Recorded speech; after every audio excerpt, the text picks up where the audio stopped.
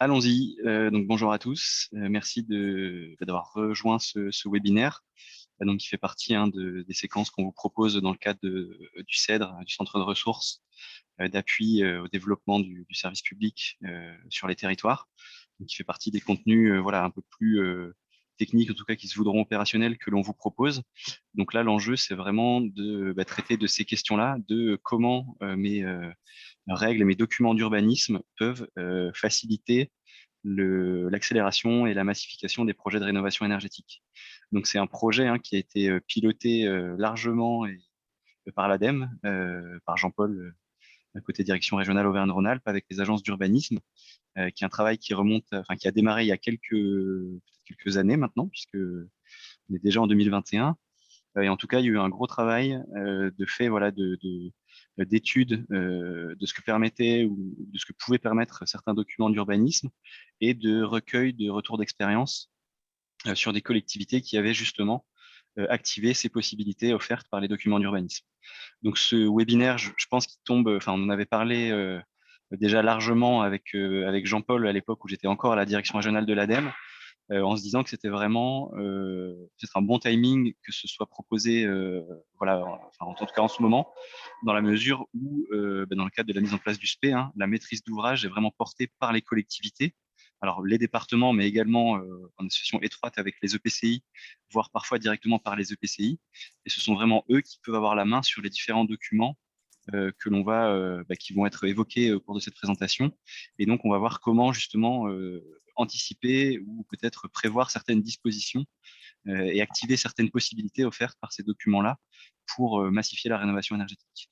On est vraiment dans cette logique de voilà, mettre un peu toutes les chances de notre côté, on va dire, pour aller faciliter les projets de rénovation et de faciliter et d'assouplir peut-être un certain nombre de contraintes, enfin de ce qui peut être perçu comme des contraintes du point de vue notamment de l'urbanisme, qui voilà, fait aussi le lien avec la transversalité qu'on a évoquée assez largement hier pour ceux qui étaient présents à la journée des conseillers faire, où on voit qu'il faut avoir des liens entre les différents services ou pôles énergie, enfin, qui s'occupent de l'énergie, de l'habitat, de l'urbanisme, de la planification.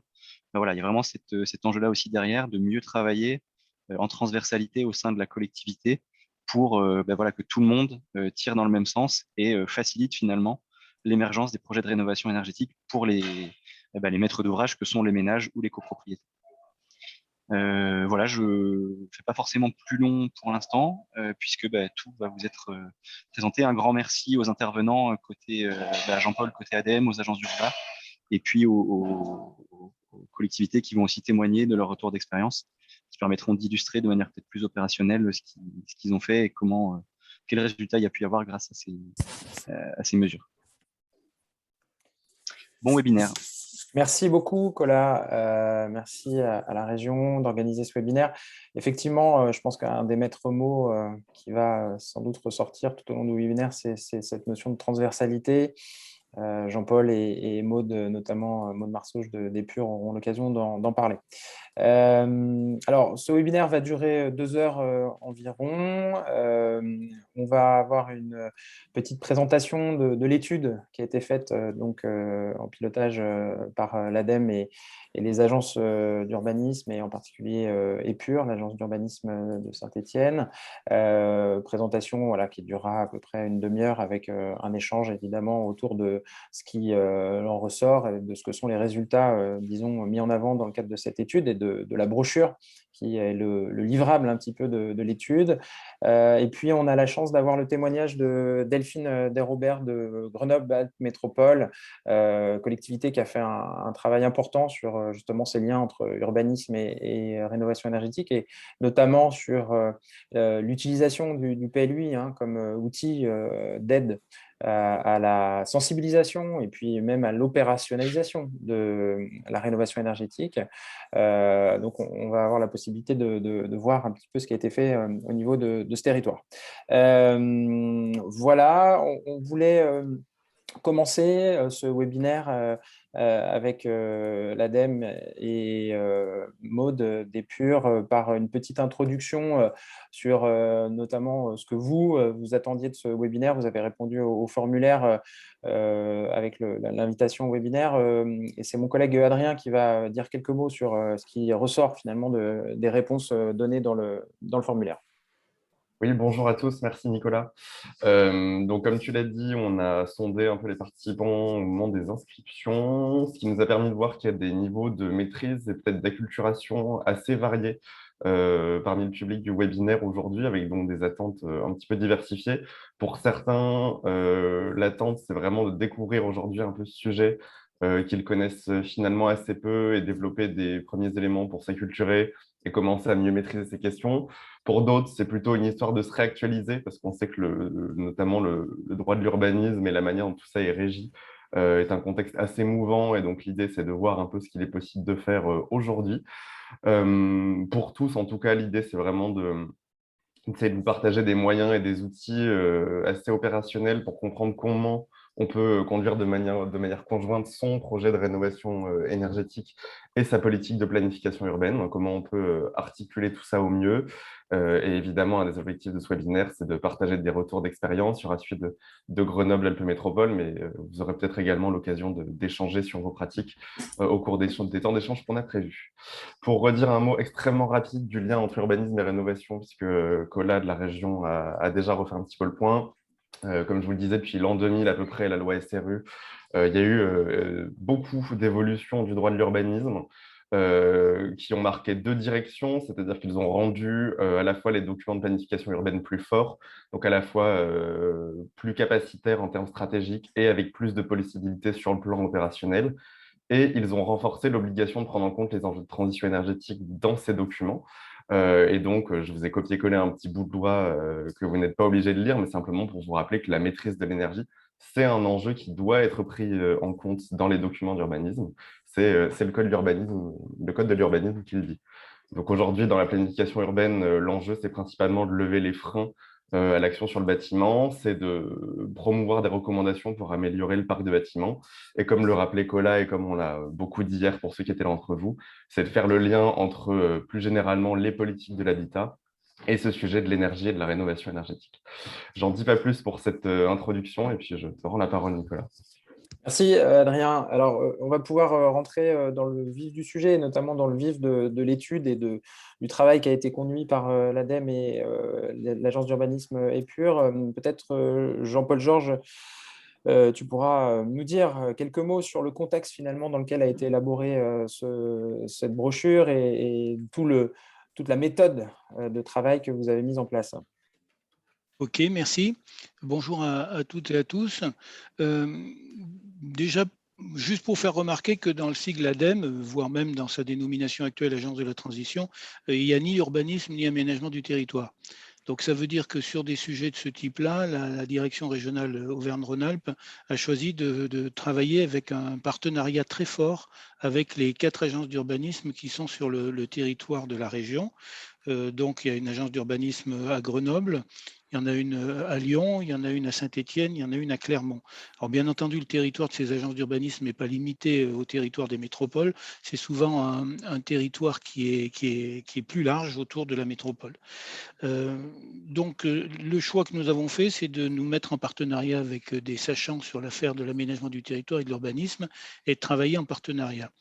Le partenariat s'est progressivement organisé pour finir ces dernières années par se focaliser autour d'un sujet à traiter et à le traiter de façon à ce qu'il puisse avoir des retombées pratiques en dehors du territoire des agences d'urbanisme, de manière à pouvoir bénéficier à tous les territoires de la région. C'est un petit peu dans ce contexte-là que la réflexion a été conduite autour de la façon dont on pouvait faciliter, améliorer, simplifier la rénovation énergétique des logements, des bâtiments au sens large, à travers les documents de planification et d'aménagement du territoire. Je laisserai Maud le soin de vous parler peut-être plus en détail et surtout de répondre à vos questions, parce que moi, je suis ni urbaniste ni aménageur du territoire, donc c'est pour ça qu'on s'appuie sur le savoir des agences d'urbanisme. Le constat qu'on avait, c'était de voir que dans certains cas, dans certaines situations, les documents d'aménagement du territoire pouvaient être des contraintes, des freins à la mise en place d'opérations de rénovation des bâtiments. Donc, on a cherché à identifier de ces situations et à voir comment, à travers une rédaction de ces documents d'aménagement du territoire, on pouvait faciliter, au contraire, plutôt que de freiner la rénovation énergétique. Donc, ça a été tout l'objet de ce travail qui, effectivement, a commencé il y a quand même quelques années, puisque les premières prémices de ce travail, c'était en 2017. Ensuite, il y a eu des conduites d'ateliers qui se sont déroulées. Il y a eu tout un travail de rencontres, d'interviews, qui ont abouti sur un gros rapport technique assez complet sur ce sujet-là. Alors, je vous rassure tout de suite, même si l'objectif était de parler d'aménagement du territoire, la question du financement s'est tout de suite posée à nous parce que les gens la posaient. Tout le monde nous disait « mais c'est bien gentil de rénover, mais encore faut-il pouvoir le financer ». Donc vous verrez, Grenoble a trouvé une parade, pas absolue, mais une parade intelligente à cet inconvénient du financement. Ce n'est pas une parade qui prend en compte complètement la totalité des coûts, mais au moins c'est une parade qui a l'avantage d'exister et d'être active. Suite à ces ateliers, on avait un énorme rapport avec beaucoup de pistes de travail, beaucoup de constats, et on s'est dit que c'était un rapport qui ne pouvait pas être communicant et qui ne pouvait pas être utilisé tel quel pour mobiliser, sensibiliser les gens. Donc on a décidé de travailler à la rédaction d'une brochure beaucoup plus simple, qui fasse un tri dans tout ce qu'on avait mis en avant et identifié à travers ce gros travail. Et cette brochure donc est parue en 2019-2020, je me souviens déjà plus quand. Je crois que ça doit être fin 2019, début 2020, avant le confinement. Elle est disponible et accessible sur le site des agences d'urbanisme et sur le site de la direction régionale Auvergne-Rhône-Alpes. On a mis le lien dans le chat, oui, Jean-Paul. Ouais. D'accord. Et son objectif, c'est de fournir un outil permettant à des élus ou des techniciens de l'aménagement du territoire qui croisent des élus et des techniciens en charge de la rénovation énergétique, de se dire, bah, tiens, si on a un espace commun de réflexion, si on engageait cette réflexion. Et on a choisi d'être très concret en présentant plutôt des exemples plutôt que de présenter de la théorie. Donc, cette brochure est vraiment, de ce côté-là, un recueil d'exemples concrets de ce qu'on peut faire au niveau d'un PLU, d'un PLUI, alors plan local d'urbanisme intercommunal, à l'échelle d'un SCOT, schéma de cohérence territoriale. Voire on aborde aussi la question des PLH et des PCAET. Voilà l'objectif de cette brochure. C'était essentiellement de mobiliser, sensibiliser les personnes autour de cette thématique, de manière à favoriser les échanges entre silos des EPCI. Il y a le silo énergie, il y a le silo rénovation, il y a le silo aménagement du territoire, il y a le silo développement économique. Et ce qu'on souhaite faire, c'est qu'il y ait au moins 2 des silos qui communiquent, celui de l'aménagement du territoire et celui de la rénovation du bâtiment. Merci beaucoup, Jean-Paul, pour cette introduction. Je précise, je ne l'ai pas forcément dit au début, mais que vous pouvez évidemment utiliser le chat pour poser les questions tout au long des présentations. On fera en sorte de les poser aux intervenants. Donc, n'hésitez pas à utiliser le chat pour poser vos questions et éventuellement faire des remarques. Je vais laisser maintenant, après cette première introduction de Jean-Paul, Maud nous présenter peut-être un peu plus le contenu de la brochure. Et puis, je vous laisse vous présenter, Maud, évidemment aussi. À vous donc de nous dire un petit peu comment vous avez travaillé et ce que vous avez obtenu dans cette brochure à travers cette étude. Bonjour.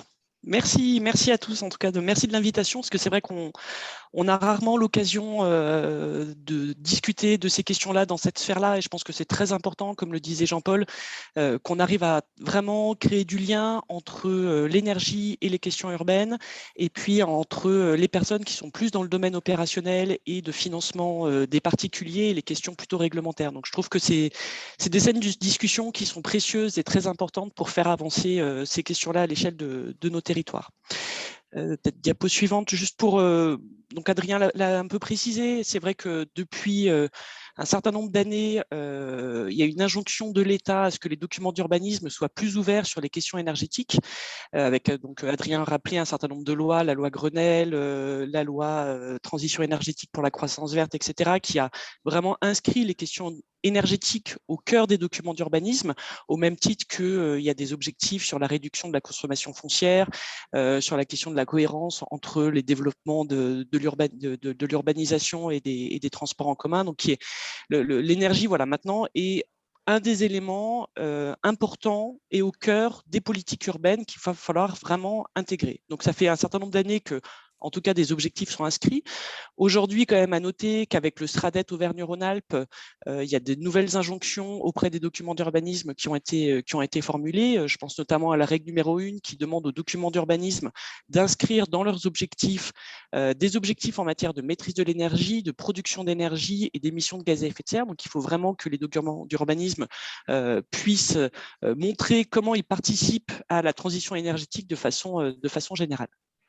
Alors, à noter aussi qu'il y a eu dans les actualités, alors qui sont plus vraiment récentes maintenant, la loi de transition énergétique pour une croissance verte de 2015, qui a vraiment donné des outils aux documents d'urbanisme, et notamment dans le cadre des PLU, des outils qui peuvent être mobilisés aujourd'hui par les territoires pour permettre une massification ou en tout cas un renforcement des questions de rénovation énergétique à l'échelle des territoires. Alors peut-être Jean-Paul voulait un petit peu préciser, mais c'est vrai que nous, au niveau des agences d'urbanisme, donc on est des associations de collectivités qui ont été créées pour permettre de mutualiser les ressources en matière de connaissance des territoires et d'ingénierie en matière d'urbanisme. Donc on a vraiment à cœur d'apporter un service auprès de nos collectivités membres sur les questions énergétiques pour qu'il y ait vraiment qu'on mobilise l'urbanisme comme un des outils, un des leviers permettant cette transition énergétique. Alors, diapo suivante, je vous ai remis voilà, la page de couverture de la publication qu'on va vous présenter aujourd'hui et différents liens qui vous permettent d'y accéder. Alors, je vais rentrer tout de suite dans le cœur du sujet. Peut-être déjà pour vous préciser que quand on parle d'urbanisme et notamment de PLU, on est sur des outils réglementaires qui s'opposent aux demandes de permis de construire, aux autorisations de travaux. Donc on est sur des outils vraiment qui ont une vocation réglementaire. Donc il peut y avoir après des attaques de pétitionnaires qui ne sont pas d'accord avec les règles ou qui les trouvent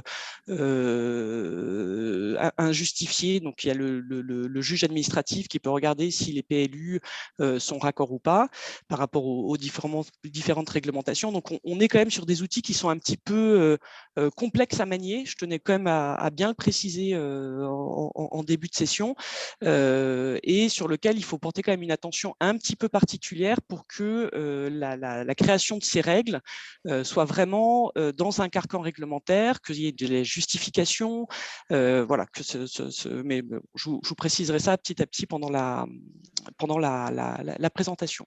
Donc, l'intérêt de ces outils, déjà, c'est que ça oblige. C'est-à-dire que si on édicte un certain nombre de règles dans le PLUI, les pétitionnaires, donc toutes les personnes qui souhaitent poser des permis de construire ou qui sont dans des processus de rénovation avec des principes d'autorisation de travaux, doivent prendre en compte ces réglementations. Donc, il y a vraiment un intérêt fort pour les questions de rénovation énergétique dans le cadre d'une forme d'effectivité de l'application de ces règles, et donc ça oblige les pétitionnaires à appliquer cette réglementation d'urbanisme.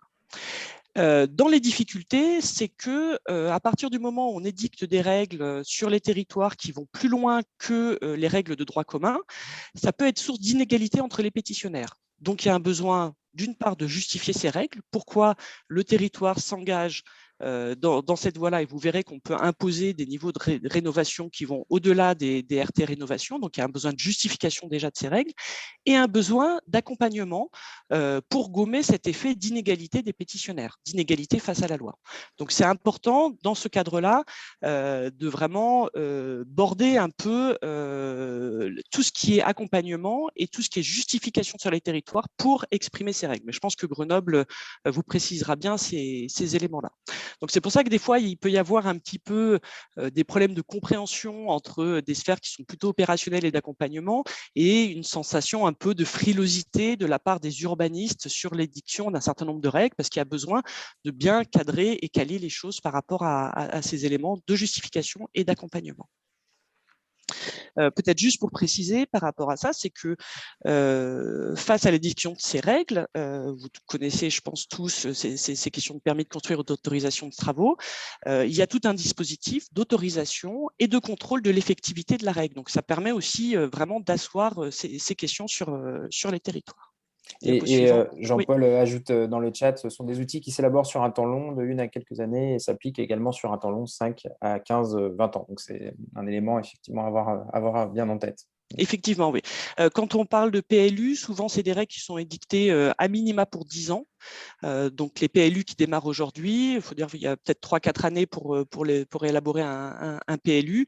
Donc, on est en 2021, on pose des règles qui vont s'appliquer jusqu'à 2035. Donc, quand on regarde un peu les grands impératifs temporels en termes de transition énergétique qui sont énoncés dans le SRADET, on passe la borne déjà 2030 et on commence à s'approcher de la borne 2050.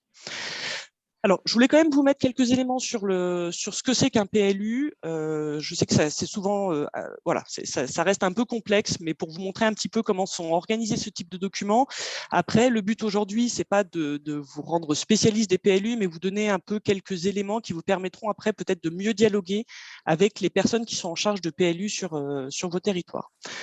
Alors déjà, il y a à peu trois leviers dans le cadre des PLU qui peuvent vous permettre de travailler sur ce lien entre rénovation énergétique et outils PLU. Déjà, le premier élément, c'est de lever certains freins à la réalisation de travaux. Je pense que vous le rencontrez régulièrement sur votre territoire.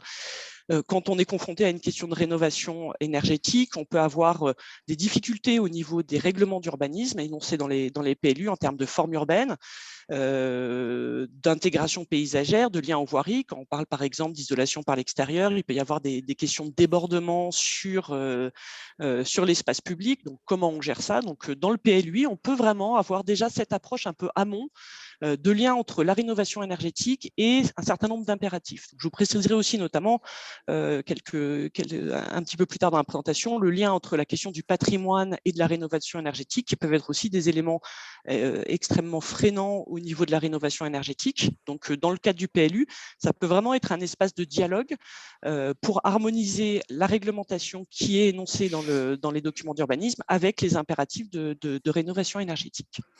Après, dans le PLU, on peut avoir un certain nombre de mesures incitatives pour permettre d'aider les pétitionnaires inciter en tout cas les pétitionnaires à faire de la rénovation énergétique. Donc, il y a notamment des bonus de constructibilité qui existent aujourd'hui dans le code de l'urbanisme qui permettent, en cas de rénovation globale de bâtiments, d'avoir des bonus de constructibilité. Donc voilà, c'est des façons un petit peu de donner un peu plus de mou financier aux pétitionnaires pour permettre de réaliser ces rénovations. Et puis, un dernier type d'outils qui existe aujourd'hui dans les documents d'urbanisme, c'est qu'on peut, depuis la loi transition énergétique, imposer des niveaux minimums de qualité thermique. Donc, c'est là qu'on est sur des choses qui sont plus complexes aujourd'hui à manier en termes de réglementation, mais qui peuvent vraiment aider à la massification. Donc, je vous ai mis là, mais je pense que le support sera distribué.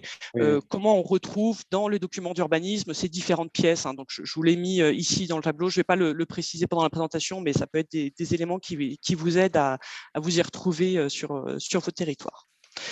Donc, je vais maintenant plutôt zoomer sur 3 outils qui sont présents dans les PLU, PLUI, que sont les zones de performance énergétique renforcées, les bonus de constructibilité et puis des outils qui peuvent permettre d'inciter à la rénovation énergétique qui sont notamment présents dans ce qu'on appelle les OAP.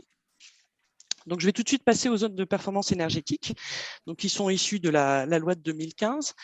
Donc, aujourd'hui, dans le code de l'urbanisme, on peut, dans le cadre des PLU, fixer des obligations en matière de performance énergétique et environnementale.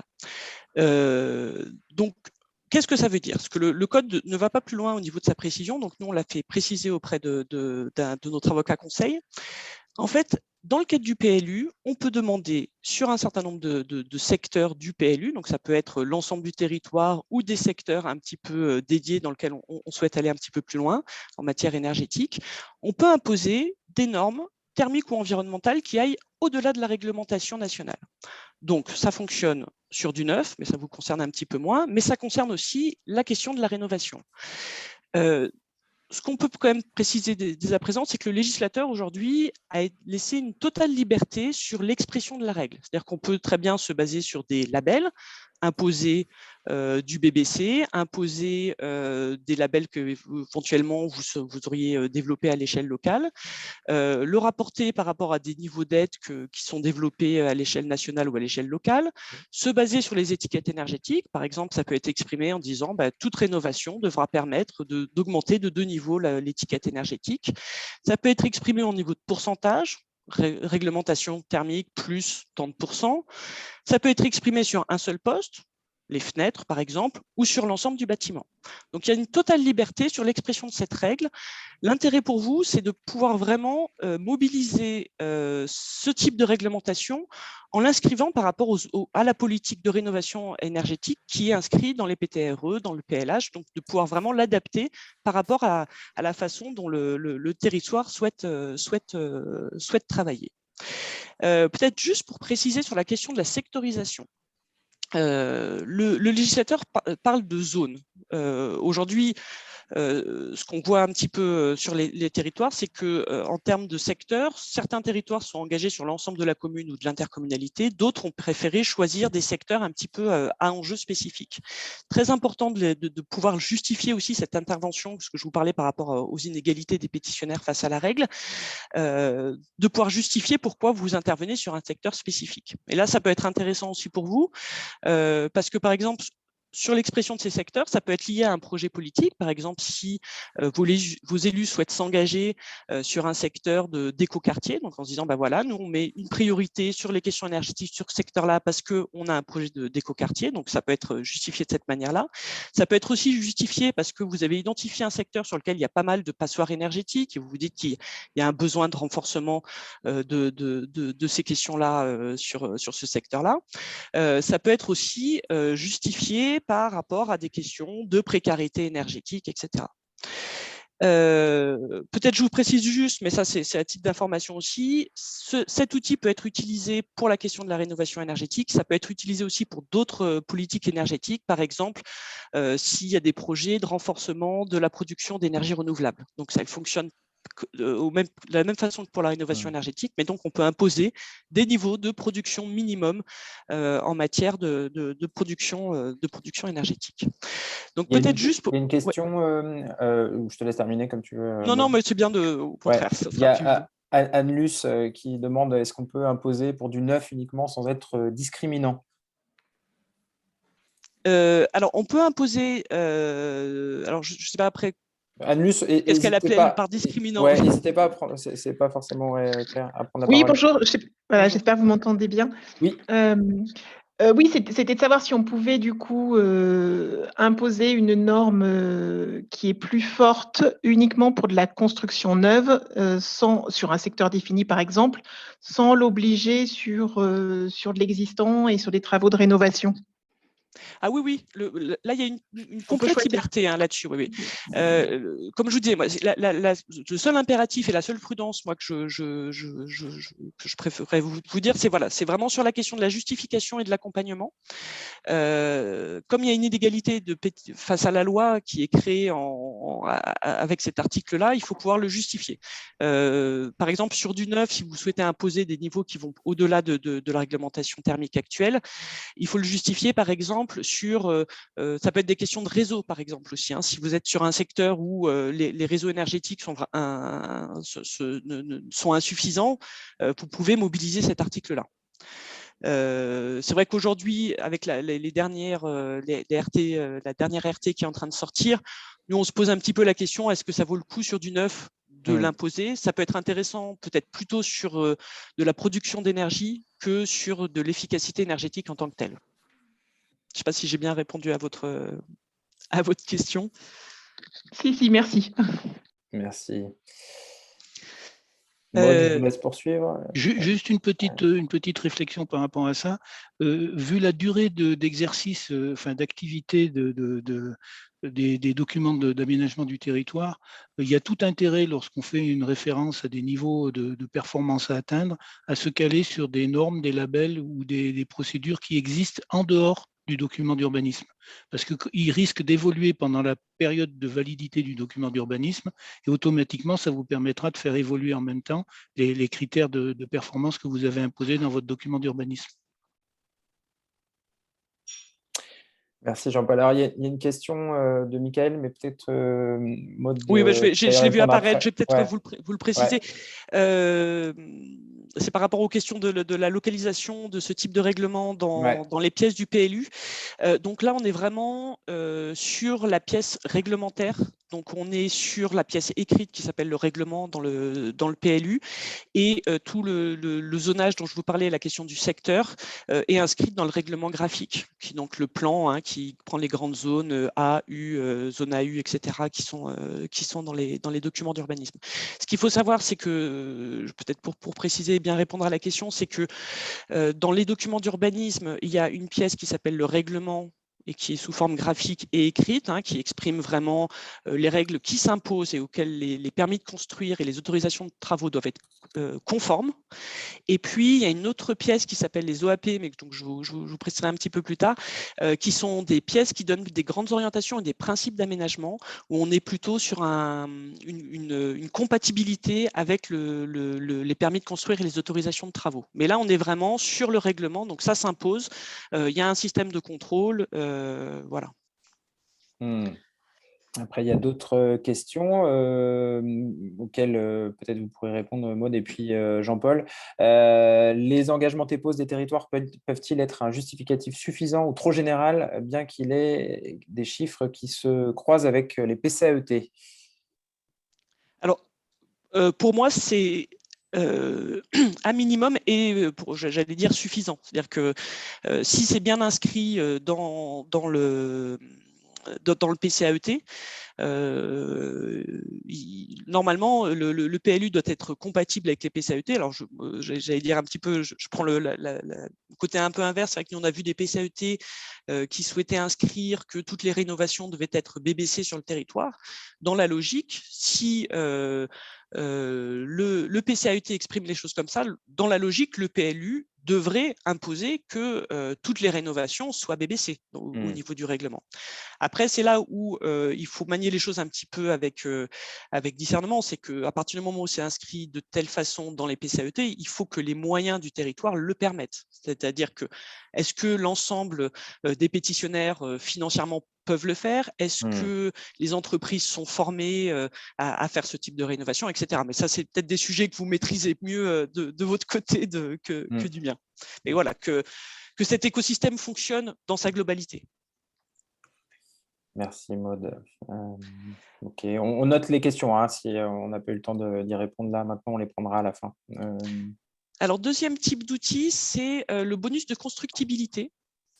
Donc qui est, j'allais dire, moins imposant au niveau du document d'urbanisme, mais qui est assez intéressant. C'est que dans les documents d'urbanisme, vous avez dû déjà un petit peu en entendre parler, il y a pas mal de réglementations sur les questions de hauteur, de taille. Donc c'est ce qu'on appelle le gabarit en urbanisme, qui permettent pour une parcelle de savoir combien de mètres carrés sont possiblement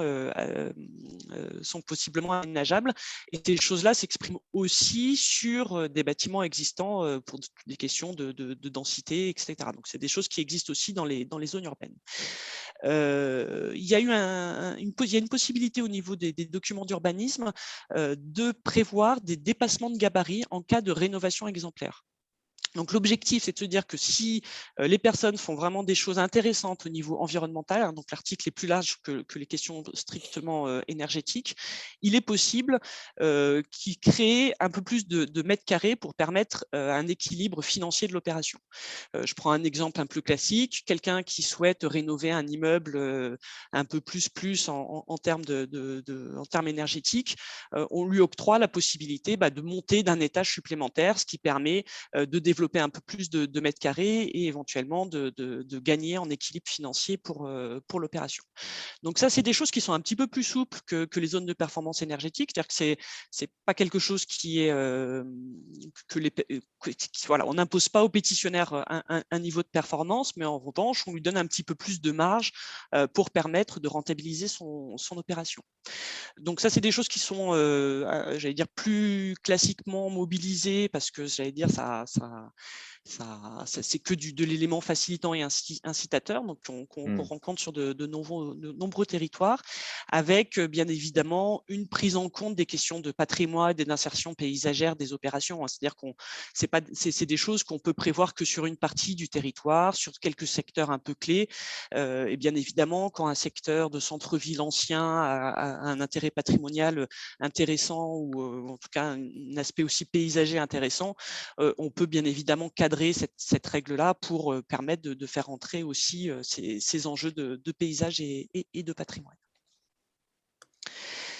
Peut-être alors voilà, donc sur le troisième type d'outils qui concerne les orientations d'aménagement et de programmation, hein, les OAP qu'on évoquait tout à l'heure. Donc les OAP, c'est des outils qui permettent de préciser un certain nombre de règles du PLUI sur des secteurs.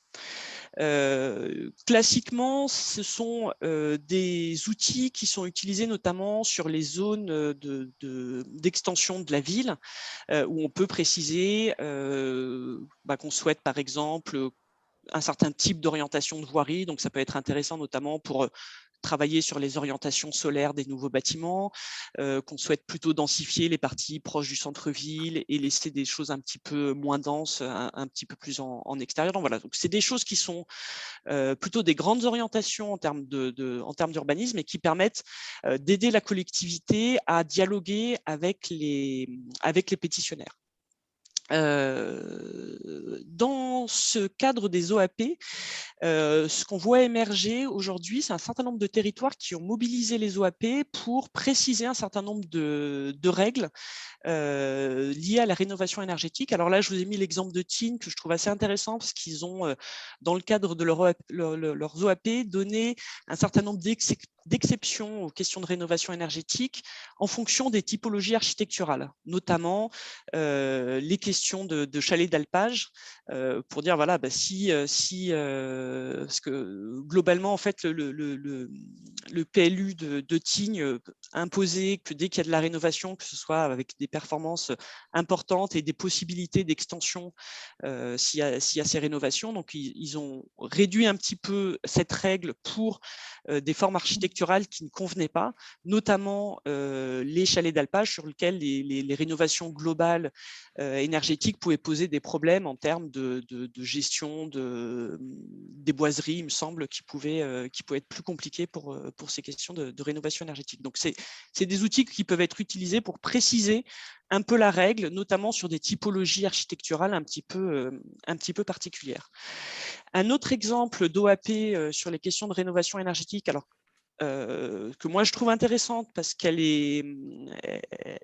n'a pas vraiment une vocation réglementaire, mais plutôt une vocation pédagogique. Donc en fait, sur le Grand Chambéry, ils ont fait une OAP sur les questions énergie-climat qui a permis de regrouper un peu l'ensemble des informations liées aux questions énergétiques. Parce que souvent, on retrouve, il y a des éléments dans le PCAET, dans le PLH, des règlements dans le PLU qui peuvent préciser un certain nombre de questions. Ici, ils ont fait le choix de tout regrouper dans cette OAP. Donc moi, j'ai mis, voilà, je l'ai prise. J'appelle ça une OAP pédagogique, hein, mais qui permettent aux pétitionnaires aussi un peu de s'y retrouver mieux. Donc, il y a des éléments de diagnostic. Ils réexpriment aussi tous les éléments de règles du PLUI en les expliquant, en les illustrant. Il retrace aussi un peu quelles aides financières sont mobilisables par les pétitionnaires sur le territoire, issus du PLH, issus du PCAET éventuellement, de la PTRE. Et puis, il précise quels sont les documents à fournir par le pétitionnaire, quels sont les enjeux auxquels on essaye de répondre, etc. Donc, ça permet d'avoir dans un document unique l'ensemble de ces informations-là et donc de clarifier un peu aussi les choses pour les pétitionnaires. Alors,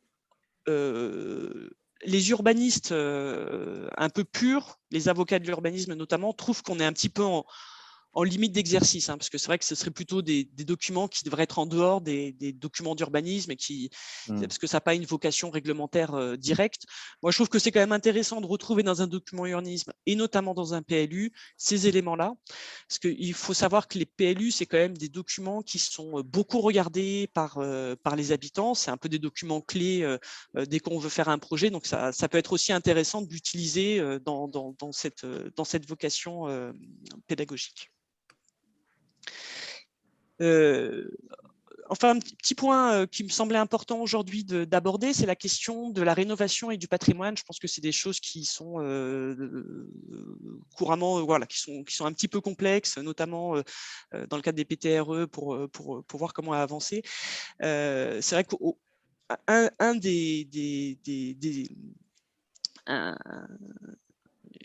une des fonctions des documents d'urbanisme, c'est vraiment de faire du lien entre les différentes politiques. On parle de déplacement, on parle d'énergie, on parle de forme urbaine, on parle de beaucoup d'éléments.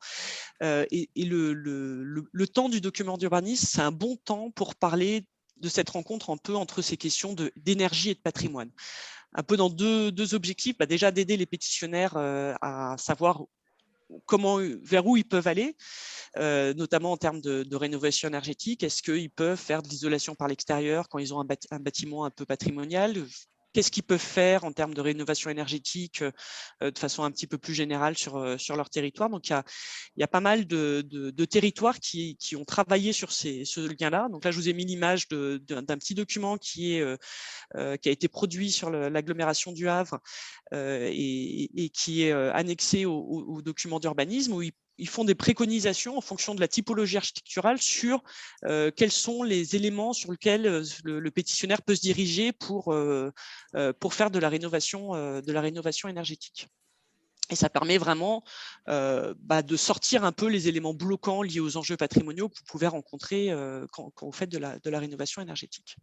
Et je voulais peut-être aussi vous préciser, là, parce que je trouve que c'est assez intéressant, sur Lyon, ils ont travaillé entre l'ALEC et l'architecte des bâtiments de France et le CAUE aussi, pour essayer de mieux intégrer les questions d'isolation par l'extérieur et de patrimoine. Donc, ils ont mis en place une commission.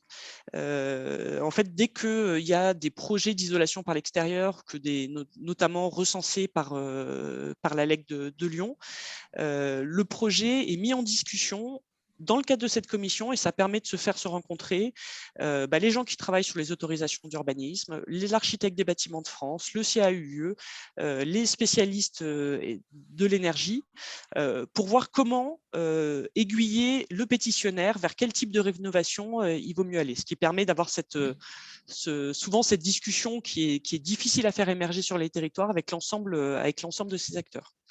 Ça permet notamment, quand je pense que c'est des choses que vous avez sûrement vécues, des fois il y a des conseils qui sont donnés à des pétitionnaires sur de l'isolation par l'extérieur, et puis au moment de l'autorisation de travaux, il y a un refus, notamment lié à l'ABF, parce qu'il y a des enjeux de patrimoine sur le bâtiment. Donc le but, c'est en amont de l'autorisation d'urbanisme, déjà permettre cette discussion entre ces différents acteurs du territoire. Je voulais terminer un peu sur trois... Peut-être Maud, avant ça. On a des questions dans le chat. Pour revenir un tout petit peu en arrière sur le premier outil que vous aviez présenté, donc les zones de performance renforcées.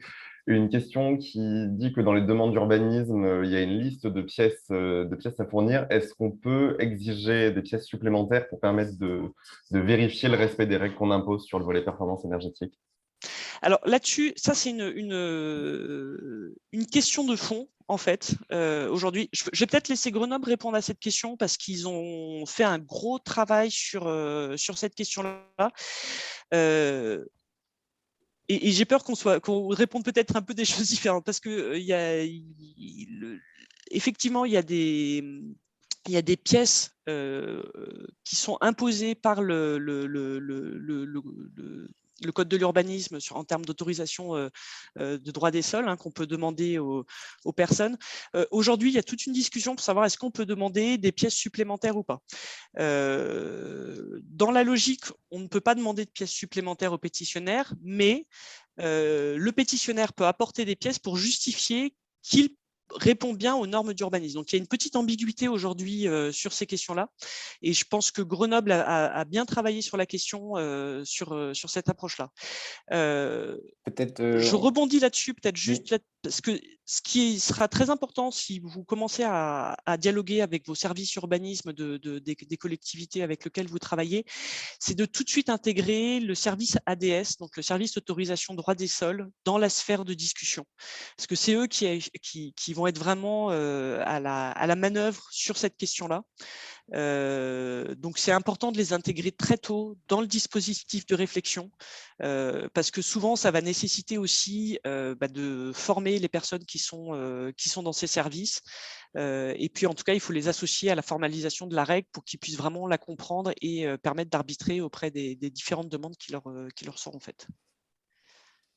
Peut-être Delphine, vous avez des éléments sur les justificatifs qu'on peut exiger? Ouais, donc ça, c'est vraiment quelque chose qui ressort tout le temps. Nous, on a vraiment eu l'analyse juridique on ne pouvait pas exiger d'autres documents que la liste qui est définie dans le cadre des autorisations, déclaration droit du sol. En fait, nous, on l'a contourné, entre guillemets, en proposant une fiche sur la base du volontariat, on va dire. Alors après, soit le pétitionnaire, il s'en saisit et donc, c'est très bien, on a tout pour l'instruction. Soit il ne s'en saisit pas et on lui demande que dans sa note architecturale, on ait tous les éléments qui nous permettent de vérifier qu'il a bien respecté les documents du PLU. Et ça, c'est vraiment, j'en reparlerai, mais c'est vraiment le retour d'expérience. Ce truc-là, on nous a toujours dit non, non, non, ça a bloqué tout. Et en fait, à un moment, c'est quelqu'un qui est le chef du service d'ADS qui a dit non, mais on va tenter ça. Et en fait, tout le monde s'en saisit. Et aujourd'hui, les gens, il n'y a personne qui dit je ne veux pas la remplir, cette fiche, quoi. Donc, ça répond à un besoin à la fois au pétitionnaire. C'est plus simple pour lui de dire regardez comment j'ai répondu aux exigences avec quelque chose de simple. Et même si on lui impose pas, en fait, il a tout intérêt à le faire. Donc, il la complète. Mais c'est vraiment quelque chose qui ressort beaucoup côté urbaniste et juriste. La liste, elle est figée, elle est figée, elle est figée. Donc, je sais qu'entre grands agglos, on avait essayé de faire un courrier en disant il faut qu'au niveau du droit de l'urbanisme, ça évolue ce truc-là, c'est plus possible. Mais voilà, c'est un peu un vœu pieux. Donc, il faut trouver comment plutôt esquiver le truc, quoi. Mais je pourrais en reparler, je vous montrerai la fiche qu'on propose du coup. Ouais, super, merci Delphine. Donc c'est pour ça la réponse est complexe, parce qu'effectivement, le niveau réglementaire, on ne peut pas exiger de pièces supplémentaires. En revanche, les personnes doivent se justifier. Donc, on peut quand même, voilà. Et c'est pour ça qu'il faut trouver des façons de faire qui permettent vraiment de sortir de cette question-là. Et je trouve que l'exemple de Grenoble qui a été évoqué par Delphine est très intéressant pour y répondre. Adrien, un petit mot d'une deuxième discussion dans les commentaires sur la question des OAP. Est-ce qu'on peut en faire à l'issue de son PLU? Il y a une première réponse qui dit oui, mais ça demande une modification. C'est quand même un processus un peu chronophage. Est-ce que vous allez dans ce sens-là aussi?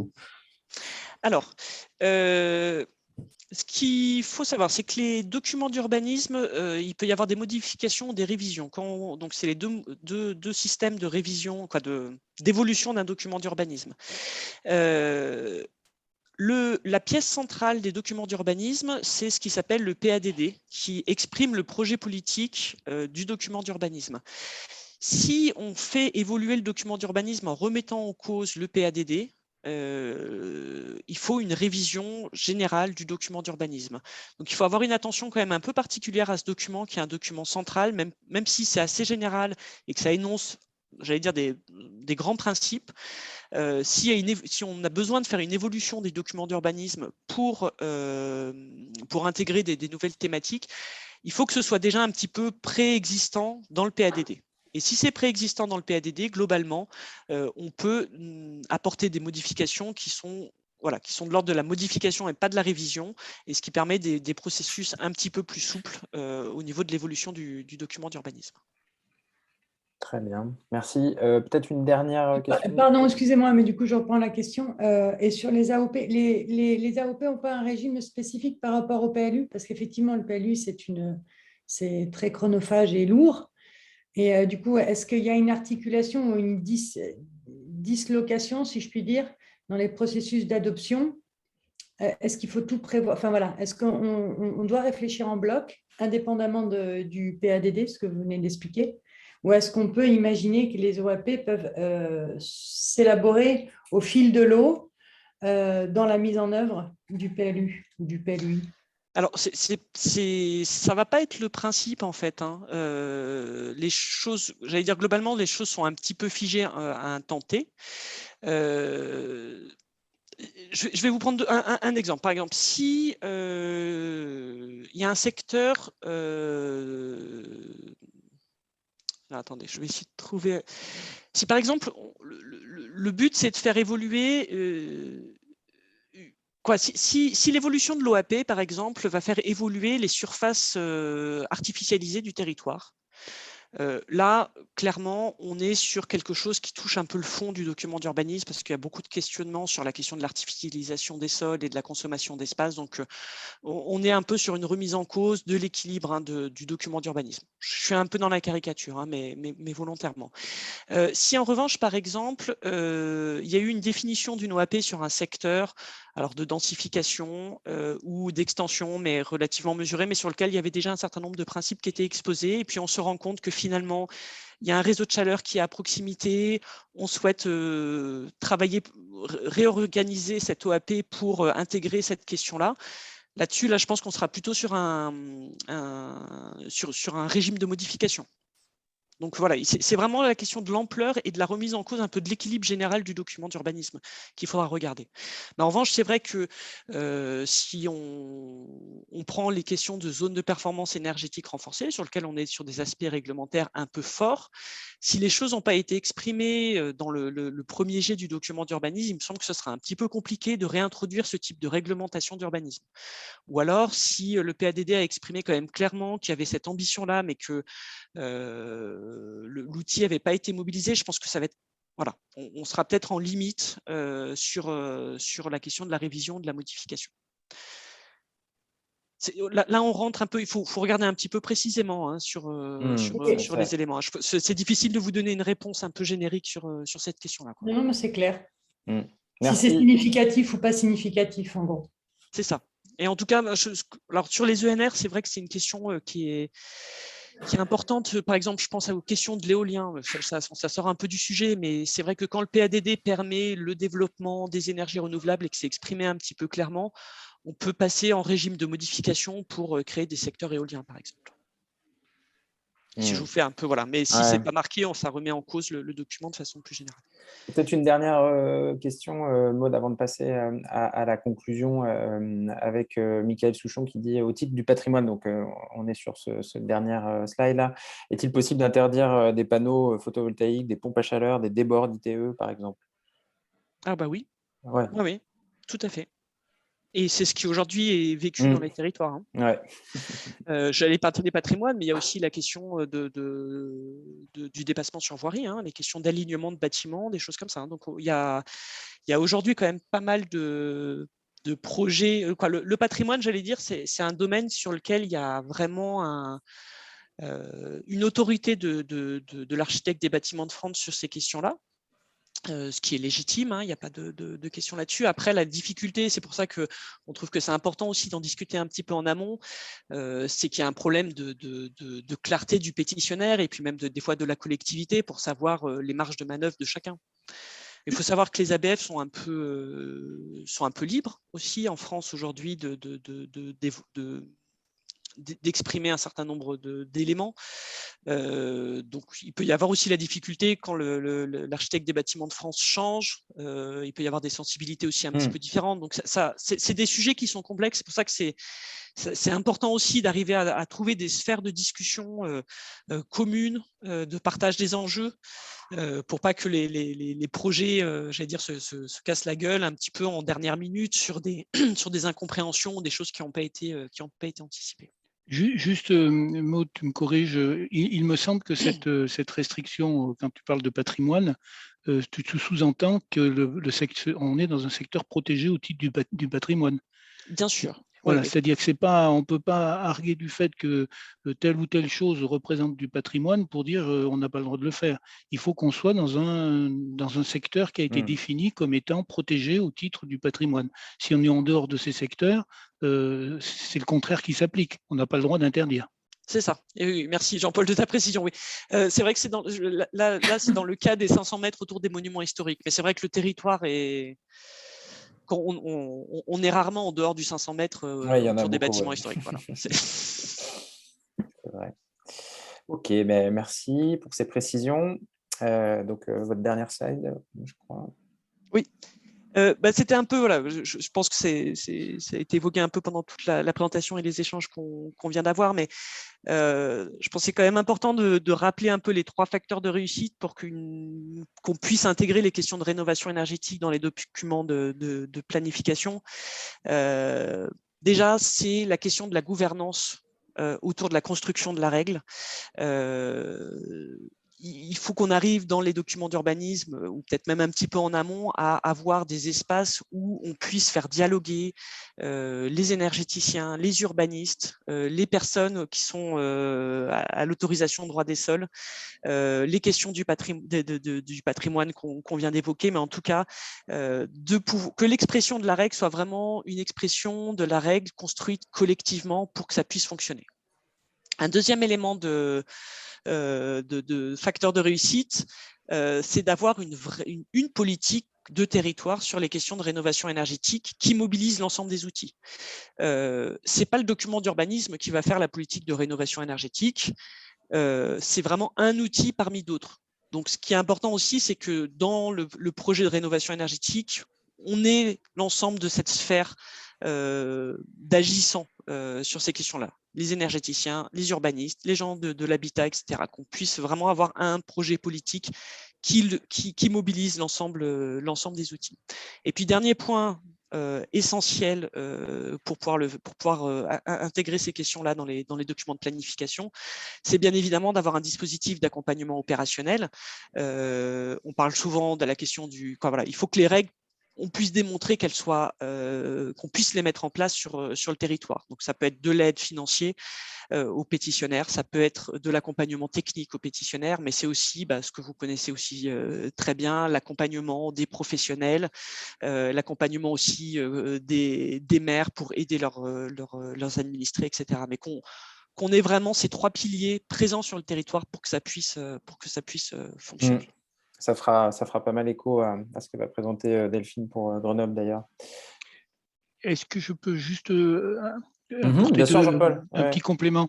Tu viens de souligner, Maud, la nécessité de faire échanger les spécialistes de l'aménagement du territoire et les spécialistes de l'énergie. L'ADEME a travaillé à ce sujet-là avec les CAUE, cette fois-ci, avec l'Union régionale des CAUE, pour élaborer ce qu'on a appelé un outil qui s'appelle l'atelier transition et territoire, qui peut être mis en œuvre sur une collectivité pour mettre autour d'une table ces gens-là et les amener à partager un fonds de culture commun de manière à pouvoir discuter ensemble sur des sujets qu'ils comprennent mutuellement. Donc, si vous êtes intéressé, je pense que je pourrais vous transmettre peut-être plus de renseignements. Simplement, je mettrai dans la discussion le lien vers un des petits films. Il y a 3 petits films qui permettent de faire d'introduire ce genre de débat. Je vous mettrai le lien vers le premier, comme ça vous permettra de trouver les 2 autres. C'est un outil qui peut être utilisé par n'importe qui, ou il faut un accompagnement d'un CAUE Alors, il faut un organisateur d'une réunion et il faut que cette réunion, donc que cet organisateur puisse mettre autour puisse soit lui-même être un spécialiste aménagement ou énergie et qu'il puisse bénéficier de l'appui d'un spécialiste énergie ou aménagement en complément. Mais c'est vraiment un outil qui permet d'organiser une réunion d'échange à travers un jeu sérieux autour de la façon d'aménager le territoire en tenant compte des impératifs énergétiques. Alors, c'est pas directement lié à la rénovation énergétique, hein. Simplement c'est pour commencer un échange entre partenaires. Et la deuxième chose que je voulais dire également, c'est qu'on a parlé de la façon dont les documents d'urbanisme pouvaient faciliter ou gêner la rénovation énergétique. On a parlé du service qui s'occupe de l'autorisation des droits du sol. Il faut savoir aussi qu'il y a ce service-là, ou le service qui va gérer l'outil dont je vous parle, il peut être intéressant comme alerte pour vous sur le moment où une propriété change de propriétaire. Parce que c'est souvent à ce moment-là qu'on peut engager des travaux plus facilement que quand on est installé, puisqu'on va s'installer. Donc, il y a un intérêt. Alors, ce qu'il faut savoir, c'est que sur les territoires des communes, il y a beaucoup de zones de préemption dans certains cas, c'est-à-dire c'est des zones où la collectivité a imaginé ou souhaite imaginer dans le futur un projet, et elle se donne le droit de conserver un droit de regard sur les changements de propriété au sein de cette zone, ce qu'on appelle la mutation. Et donc, dans ces secteurs-là, toute personne qui souhaite vendre son bien a l'obligation d'en informer la mairie. Donc, c'est ce qu'on appelle la déclaration d'intention d'aliéner. La mairie est automatiquement au courant d'un changement de propriété dans ces territoires de préemption. Donc, cette autorisation, cette déclaration d'intention d'aliéner, c'est un signal qui dit, attention, il y a quelqu'un qui va changer de propriété. Et donc, ça pourrait être la façon pour les plateformes d'avoir une action proactive et d'aller chercher le client, entre guillemets, plutôt qu'attendre que le client vienne vous voir. Bon, je dis ça, ce n'est pas 100% des territoires d'une commune, ça existe dans certains cas et ça peut être un signal à mobiliser dans vos échanges avec les services aménagement du territoire. Merci Jean-Paul pour ces compléments et grand merci aussi à Maud pour sa présentation très riche et intéressante. Alors justement, on voulait maintenant éventuellement vous entendre et peut-être avoir vos réactions par rapport à ce qui a été présenté. Alors, on a déjà eu un certain nombre de questions qui ont été posées et pourquoi pas vos expériences par rapport à ce sujet de l'urbanisme et de l'intégration disons, de leviers de rénovation énergétique dans les documents d'urbanisme. Pourquoi pas les difficultés que vous avez pu rencontrer si vous avez déjà eu l'occasion de le tenter ou bien les leviers pour dépasser ces difficultés. Voilà, n'hésitez pas à prendre la parole, on peut échanger pendant quelques minutes ensemble sur tout ça ou à continuer à poser vos questions à Maud et Jean-Paul. N'hésitez pas à ouvrir vos micros. Et s'il n'y a pas de questions, ce n'est pas grave, on pourra passer à la suite. Oui, bonjour. Moi, je ne sais pas si c'est opportun d'intervenir maintenant. Je suis Christian Fleury de l'ASDER donc à Chambéry. J'ai fait un travail, donc moi je suis plus côté énergéticien. Ça concerne plus le neuf, on va dire, mais c'est l'expérience, c'est que j'ai fait un travail, j'ai été sollicité par le SCOT en fait, de comparer les exigences dans chaque document entre SCOT et PLUI. Et on voit très bien que rien que la formulation des exigences de performance énergétique dans chaque document n'est pas la même. Et donc, on voit que c'est pour ça, enfin, l'intérêt de mettre tout le monde en amont de la rédaction est pour nous très importante. Parce que là, justement, on doit se réunir à tous les niveaux, tous ensemble, SCOT, PLUI, pour voir justement les difficultés que ça peut présenter au niveau des formulations. Je ne veux pas aller trop loin dans la description, mais par exemple, sur les PLUI, on va dire qu'il faut produire 30% d'ENR ou 32% par rapport aux 5 usages de l'ART.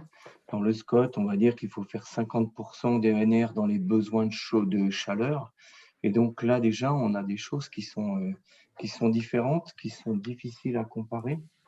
Et également, au niveau des pétitionnaires, quand on est dans l'habitat, on parlait des documents, des pièces à fournir.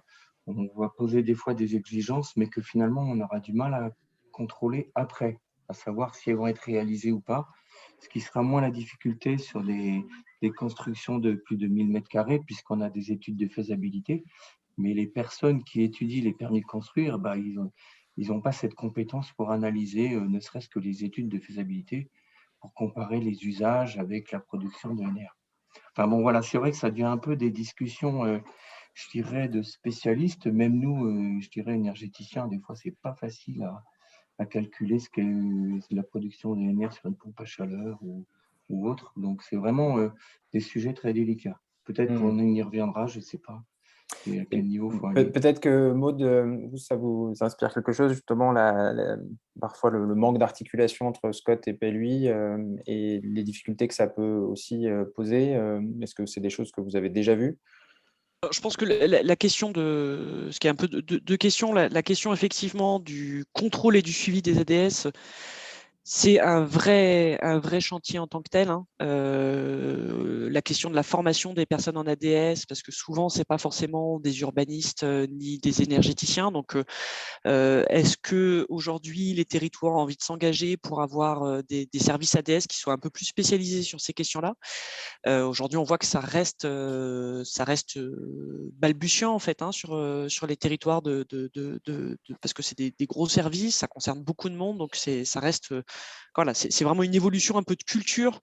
Il y a la question énergétique. Je vous parlais des OAP aussi, sur lequel il y a les questions de compatibilité avec des projets urbains. C'est un peu la même question, hein. Donc, on a différents champs aujourd'hui sur lesquels on se pose des vraies questions sur ce service ADS et sur aussi les capacités de dialogue qu'on peut avoir avec les pétitionnaires sur ces questions-là. Parce que aujourd'hui, on est un peu sur un tout numérisation sur ces questions-là, hein, avec des dépôts de permis de construire sans forcément qu'il y ait de discussion préalable avec les pétitionnaires, chose qui pouvait exister il y a encore quelques années.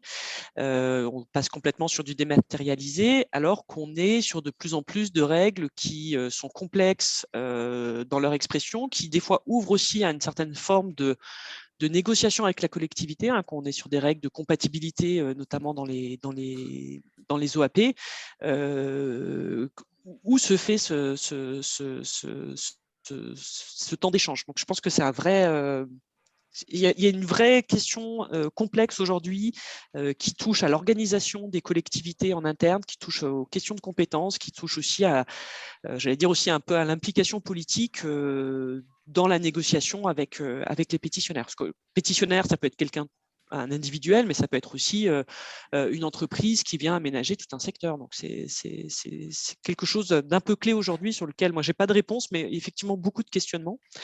Après, effectivement, le lien entre PLU et Scott, alors je suis un peu, je n'ai pas une réponse unanime. C'est vrai que il me semble que l'important, c'est que les règles exprimées dans les documents d'urbanisme, et notamment les PLU, qui sont le document qui s'oppose directement aux autorisations d'urbanisme, soient au plus proche de ce que la politique de l'EPCI a mis en place, qu'on soit vraiment raccord avec la PTRE, les PCAET, le PLH, etc. En revanche, effectivement, ça fait des différences de réglementation sur les territoires et d'expression de la règle, hein. Le législateur a laissé une totale liberté dans l'expression de ces règles, hein, comme je vous disais, qui rendent les choses finalement aujourd'hui très complexes. Alors, est-ce qu'il faudrait qu'on simplifie les choses, qu'on clarifie les dispositifs et qu'on modifie le code de l'urbanisme aussi, hein, pour que les règles soient exprimées que d'une seule façon? Peut-être que c'est quelque chose qui serait un chantier à ouvrir, en tout cas à questionner pour simplifier peut-être le rôle des ADS et aussi la remontée de l'information, parce que ce que les SCOT doivent aussi exprimer un certain nombre d'objectifs en termes de rénovation énergétique. Comment ils font quand des PLU sont sur des dispositifs très, très différents. Mais on retrouve ça un peu à l'échelle nationale, hein, quand il y a eu des travaux de compilation de l'ensemble des PCET à l'échelle de la France, où on n'a pas réussi à à compiler les objectifs et les différentes actions qui étaient dans les PCET.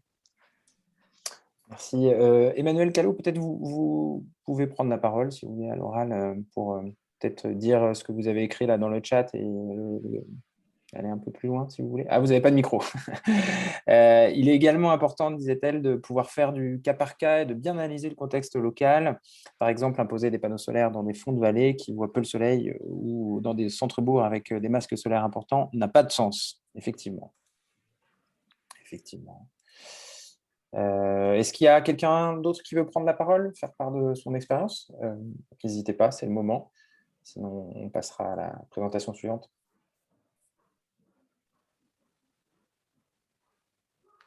Personne? Eh bien, alors, merci en tout cas, Maud, pour les réponses apportées et puis la présentation encore une fois. Merci également, Jean-Paul. Vous pourrez... Oui, Jean-Paul? Juste un mot, je voulais m'excuser par rapport aux participants. Je vais être obligé de vous quitter pendant la présentation qui vient. J'ai une contrainte cet après-midi. Bien noté, Jean-Paul. Eh bien, maintenant, c'est donc au tour de Delphine Desrobert de Grenoble Métropole de nous faire part de l'expérience menée par sa collectivité sur ce lien entre PLUI et performance énergétique, avec une ambition assez forte de la collectivité dont Delphine nous parlera sur la performance énergétique, sur la rénovation énergétique. Donc peut-être, sans plus attendre, Delphine, je vous laisse présenter votre cas d'étude, disons. Et puis là aussi, vous pouvez poser vos questions dans le chat. Au fil de la présentation, il y aura un petit temps de questions-réponses également à la fin. Bonjour, donc oui, moi je suis Delphine Desrobert, je suis au sein de la direction de la transition énergétique à la métropole. Je suis chef de projet planification énergétique, donc beaucoup de mes missions sont sur le lien entre urbanisme et énergie. Et j'ai mis, vu que je suis sympa, j'ai mis le nom de mon collègue Thomas Pigeolet, qui lui est à la direction de l'urbanisme et de l'aménagement et qui lui fait le lien avec l'énergie. Donc en fait, on est quand même un binôme sur ce sujet et je trouve que ça rebondit bien. Enfin, ça m'a vraiment parlé ce qui a été présenté par Mouda avant dans la gouvernance partagée. C'est vrai, enfin, je pense que c'est vraiment un facteur de réussite qu'on ait créé dès le lancement des premières pièces de rédaction du projet PLUI, d'avoir travaillé en binôme, à la fois quelqu'un côté transition énergétique et quelqu'un côté urbanisme. Et aujourd'hui encore, pour les modifications, pour l'instruction des permis, enfin, voilà, tout le travail qu'on continue à mener autour du PLUI, on travaille en binôme. Et voilà, ça, c'est une sacrée richesse. Rapidement, je vous dirai 2 mots du contexte de la métropole grenobloise. Et puis après, réellement, ce qu'on a mis dans le cadre de notre plan local d'urbanisme intercommunal et puis les outils d'accompagnement. 2 mots sur le contexte. Donc, l'intercommunalité, elle est passée métropole en 2015. Donc, ça veut dire qu'à partir de 2015, la métropole elle est devenue compétente en matière de réseau énergétique, notamment. Donc, ça a été un grand changement. Et puis, on n'avait pas du tout de PLUI avant. Donc, c'est vraiment avec le passage en métropole qu'il y a eu la volonté de faire un plan local d'urbanisme intercommunal. Donc ça, c'était en 2015. Avant que le PLUI soit adopté, on avait déjà un plan climat, air, énergie ancien. On a le schéma directeur énergie qu'on a lancé au moment de la métropole. Je vais y revenir juste à un slide après, mais qui a été adopté avant le PLUI.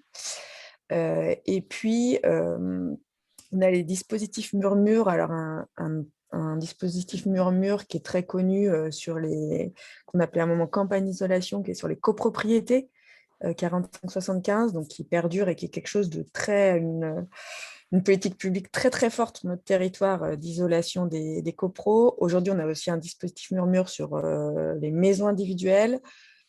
Sur l'ensemble des copros aussi, il y a un dispositif d'accompagnement et plus que sur les 45-75.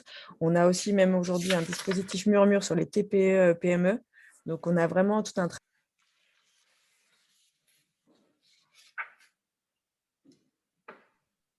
Delphine, on ne vous entend plus. Ouais, on m'a désactivé mon micro, Ouais, apparemment, désolé, Nicolas. J'ai fait une fausse manip. Je voulais couper quelqu'un d'autre, désolé. Juste voilà, j'étais en train de dire que moi je vais parler du PLUI, je vous dirais c'est une toute petite pierre dans la politique publique de rénovation de la métropole et que c'est plutôt tous nos dispositifs qu'on appelle murmures qui accompagnent la réno des professionnels, des maisons, enfin de l'ensemble des logements, maisons et copros. Donc ces politiques publiques, elles ont été retranscrites directement quand il y a eu l'élaboration du PADD. Avec les règles que je vous ai mis là, construire des bâtiments économes en énergie, poursuivre la réhabilitation du parc de logement et développer la production d'énergie renouvelable. Donc, une fois qu'on dit ces grandes phrases dans le PADD, donc ce qu'on a vu que c'était hyper important, par contre, qu'elles soient bien mises dans le PADD. Par contre, après, c'est comment on traduit ça dans un PLUI. Parce qu'en gros, PADD, tout le monde est globalement d'accord pour écrire des choses. Ça, il ne va pas y avoir trop d'opposition. Ça ne mange pas trop de pain, enfin, il faut le justifier tout, mais ça va, on est tous d'accord. Par contre, après, quand on va passer aux autres documents, là, ça commence à se tendre. Juste un petit mot sur la slide d'après, sur le schéma directeur. de l'énergie je rappelle, qui a été adopté avant le PLUI. Donc ça a été un atout parce qu'après, une fois qu'on l'avait adopté, il fallait qu'on le retranscrive dans le PLUI. Donc, c'était plutôt profitable. C'est des choses qu'on a tous, hein, donc avec un gros axe de réduire la consommation du territoire et le deuxième axe d'approvisionnement du territoire en réduisant les fossiles et les ENR. Mais vu qu'on a bien dit dans notre schéma directeur que le premier axe, c'était quand même sobriété et rénovation, on s'est vraiment appuyé là-dessus sur dire que le PLUI ne pouvait pas se passer de ça, même si ce n'était pas le document pour forcément aller sur cet axe-là. Donc, le calendrier d'élaboration des documents était plutôt favorable chez vous? Oui, le fait qu'il y ait le schéma directeur en amont, oui. Après, il y avait déjà un plan climat. Enfin, souvent, il y a quand même, on a tous maintenant, enfin, on est quand même nombreux à avoir déjà les plans climat, même qui sont en cours. Donc, on peut aussi appuyer sur le plan climat qui redisent bien ça. Mais en tout cas, c'était tout frais qu'on ait adopté le schéma directeur énergie. Donc, ça a aidé. Donc, pour entrer dans le vif du sujet, juste la slide d'après, donc la rénovation dans le PLUI, je vous ai remis un peu les verbatim. En fait, on va dire que ce n'est pas le lieu, le PLUI, on est sur de la construction, on ne parle pas de rénovation. Donc, ça, c'est le premier truc qu'on entend. Ça ne se fait pas, c'est compliqué, les juristes, ils n'accepteront pas, parce qu'en effet, comme ça a bien été expliqué, il faut tout justifier quand on met dans le PLUI, voilà. Et puis de toute façon, on ne va pas pouvoir vérifier ce qu'on fait, donc ça, ce qu'on a à écrire, donc ça ne sert à rien. Donc voilà. Donc ça, on l'a entendu beaucoup et voilà, je vais vous dire un peu comment on a répondu à ça. De manière synthétique, les objectifs qu'on a retranscrits dans notre plan local d'urbanisme, donc sur le volet réduire les consos, on a mis des exigences de performance énergétique minimum sur la rénovation. Et on a mis des exigences sur la construction, neuve, avec une petite amélioration sur le CEP et le BBio par rapport à la RT 2012. Et on a des secteurs de projet avec des ambitions plus fortes. Je pourrais vous partager un peu plus ambitieuse. Mais sur l'ensemble du territoire, on a une RT 2012 moins 20%, grosso modo, sur les deux critères CEP et BBio. Et puis, sur le recours aux énergies renouvelables, on a plusieurs réseaux de chaleur renouvelables sur le territoire, mais on en a un très important, qui a 50 ans. Et donc là, il était classé avant qu'il y ait l'obligation qui arrive par la loi climat résilience. Donc, on a bien redit ça dans le cadre du PLUI, qui a une obligation de raccordement sur des zones de classement. Et puis, on a imposé la production d'énergie renouvelable, qu'on soit ou pas raccordé à un réseau de chaleur, dès qu'on dépassait un certain seuil de surface de plancher, avec 2 niveaux, selon si on était à des bureaux ou pas. Donc ça, j'y reviendrai s'il y en a que ça intéresse, mais d'où ça sortait. Alors, ça se traduit dans le cadre de notre PLUI au niveau du règlement, parce que ça, pareil, ça a déjà bien été présenté, mais en fait, ça a vraiment un impact de où on impose quoi dans le PLUI. Donc, règlement, c'est le top qu'on arrive pour moi dans le règlement, parce que c'est la chose qui est imposée. Donc, nous, on a 3 OAP d'orientation d'aménagement de programmation thématique. On en a une sur l'air, une sur le paysage et une sur le risque. Peut-être demain, on va en mettre une sur climat, énergie, dans les prochaines modifications. Mais ça va vraiment, en tout cas en tant que technicienne, moi, je me suis plus battue pour essayer de mettre des choses dans le règlement que dans une OAP qui demande en plus beaucoup de boulot parce que c'est pédagogique. Enfin voilà, il y a un sacré boulot derrière. Et puis le PLUI, il a été fait en marche forcée chez nous. Donc vraiment, on s'est focalisé sur le règlement. Mais ça a été dur de le faire accepter, ce choix-là? Et ben en fait, c'est toujours le truc que dans le règlement, dès que c'est dans le règlement, il faut vraiment qu'on soit hyper carré sur justifier chaque mot qui est écrit dans le règlement. En plus, on a décidé donc ça veut dire que tous les pétitionnaires, donc tous les gens qui déposent une demande de déclaration, de permis de travaux sur le territoire doivent répondre à ça, justifier qu'ils répondent à ça. Alors que l'OAP, c'est quand même plus facile de justifier, c'est la philosophie, on va dire. Là, il faut le prouver par des chiffres. Et nous, on a fait le choix qu'il n'y ait aucune dérogation. On écrivait, alors peut-être qu'on en fera un jour. Aujourd'hui, il n'y a pas eu de demande finalement de dérogation, mais on ne voulait pas ouvrir la porte à des dérogations. Donc voilà, c'est sur les règles communes. On a 2 articles importants pour nous, comme s'il y en a qui veulent aller chercher dans notre PLUI comment c'est rédigé. Il y a l'article 7 qui est sur les stationnements. Donc en fait, sur les stationnements, je ne l'ai pas dit tout à l'heure, mais on impose la production d'énergie renouvelable dès qu'on a une certaine surface de stationnement aérien. Et un article 10 qui est vraiment l'article performance énergétique qui reprend, qui est très court, hein, ça fait une page à 4, ces trucs-là. Il y a une page il y a un chapitre sur le classement des réseaux de chaleur, un chapitre sur la construction neuve, un chapitre sur la rénovation, réhabilitation et un sur la production d'énergie renouvelable. Donc, slide d'après, l'article 10, vraiment qui traite de la rénovation.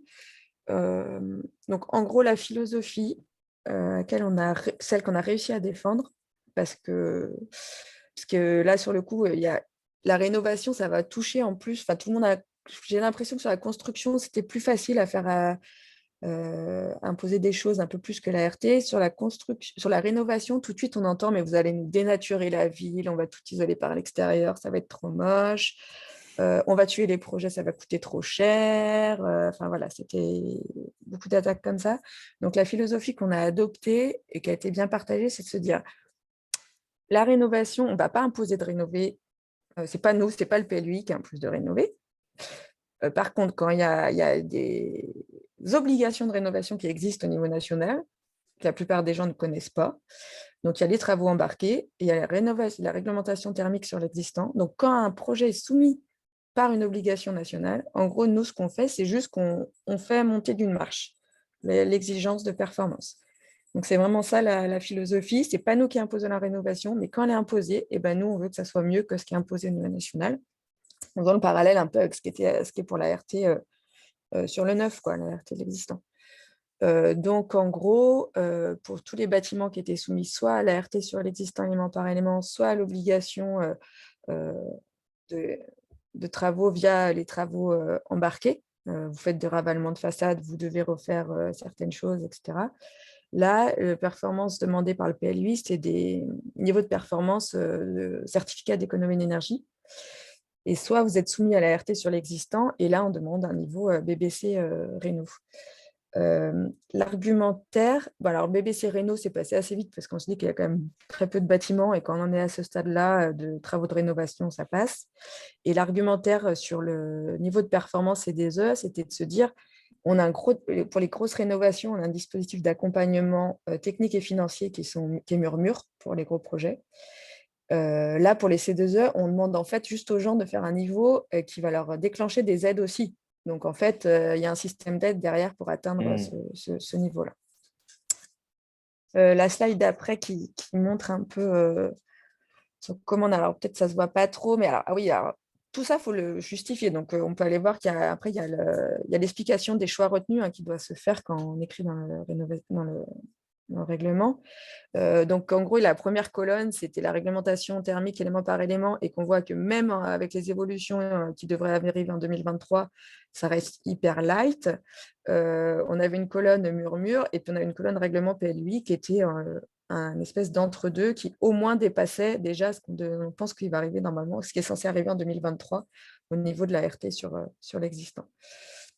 Donc, en faisant ça, ça nous montrait qu'il y avait encore une marge pour murmure.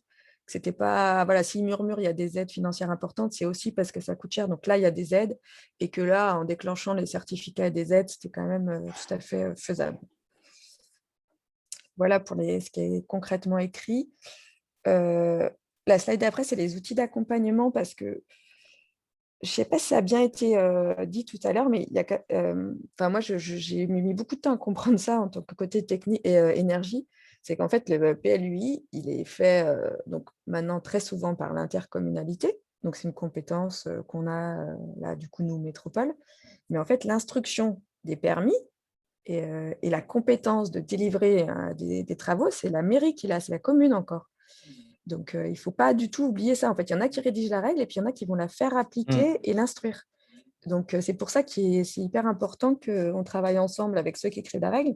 Mais souvent, après, à la fin, il y a aussi les communes et les instructeurs qui doivent se prendre de ça parce que nous, on a l'énergie, mais il y a tout le monde qui a des exigences sur tout, qui a envie de faire progresser sur tous les aspects. Et du coup, ils doivent avaler tout ça. Donc, c'est hyper important aussi de travailler avec les communes en interco. Enfin, voilà, il y a tout ça à faire. Donc, en accompagnement vraiment lié à ça, donc on a des ateliers d'urbanisme, on a des groupes d'instructeurs avec qui on fait des réunions, on a fait un webinaire spécial énergie. On fait des foires aux questions aussi qui existent. Là, par exemple, avec les instructeurs, on avait fait tout au début de PLUI un point spécifique sur ces deux aspects du règlement. Et là, on les a vus la semaine dernière, par exemple, pour voir comment s'appliquait la RE 2020, est-ce que ça allait changer pour nous. Donc, en fait, on a plein de petits outils, que ce soit des foires aux questions comme à jour récurrente ou des ateliers plus structurés qui sont là. Et puis, on a aussi, encore aujourd'hui, on n'accompagne pas tous les projets, mais on fait une espèce de hotline, que ce soit côté urbain ou côté énergie, pour quand il y a des dossiers un petit peu compliqués.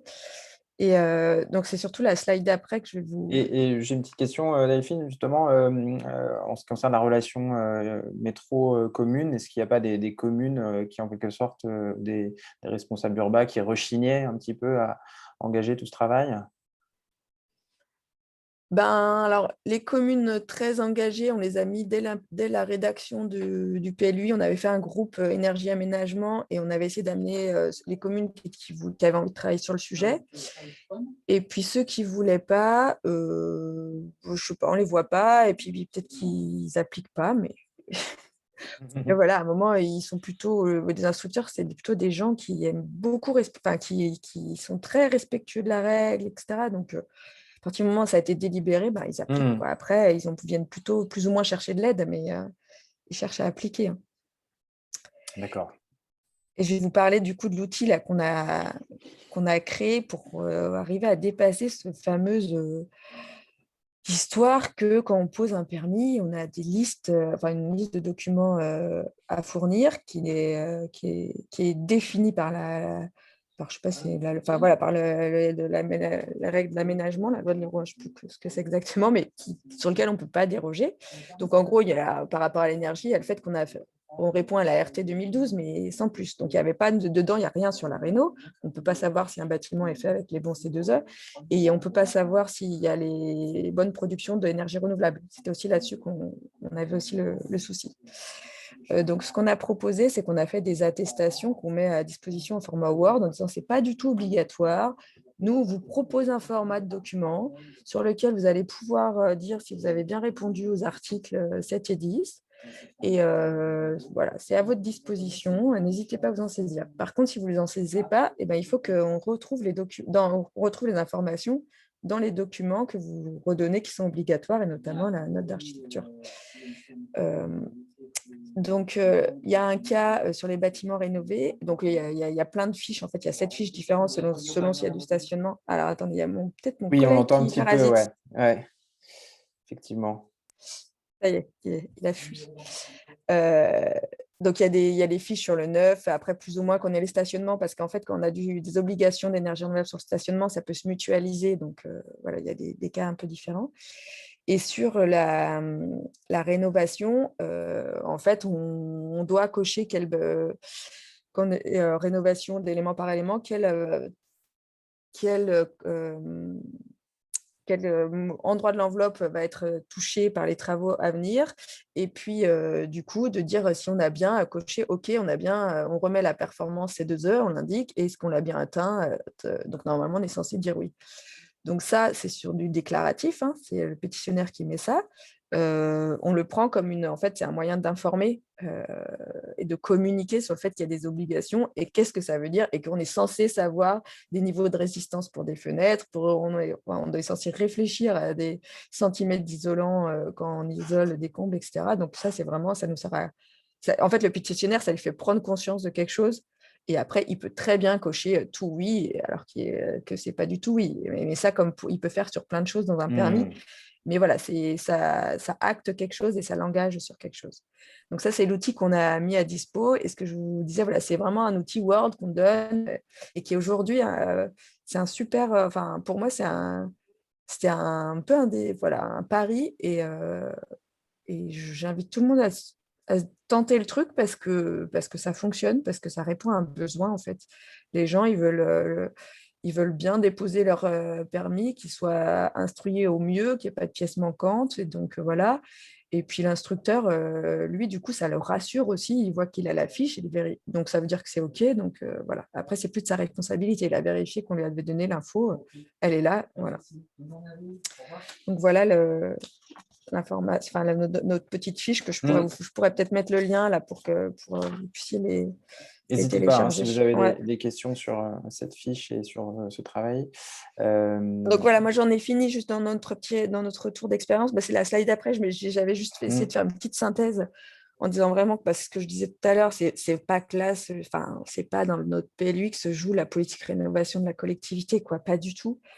Par contre, voilà, c'est une petite pierre pour sensibiliser, acculturer. Enfin, par exemple, la réticence qu'on a eue très forte là-dessus, c'était aussi les collègues du logement. Ils ont dit, mais peut-être qu'il y a aujourd'hui, on doit rénover, il y a des travaux embarqués, mais personne ne le sait et ça nous va bien, en fait.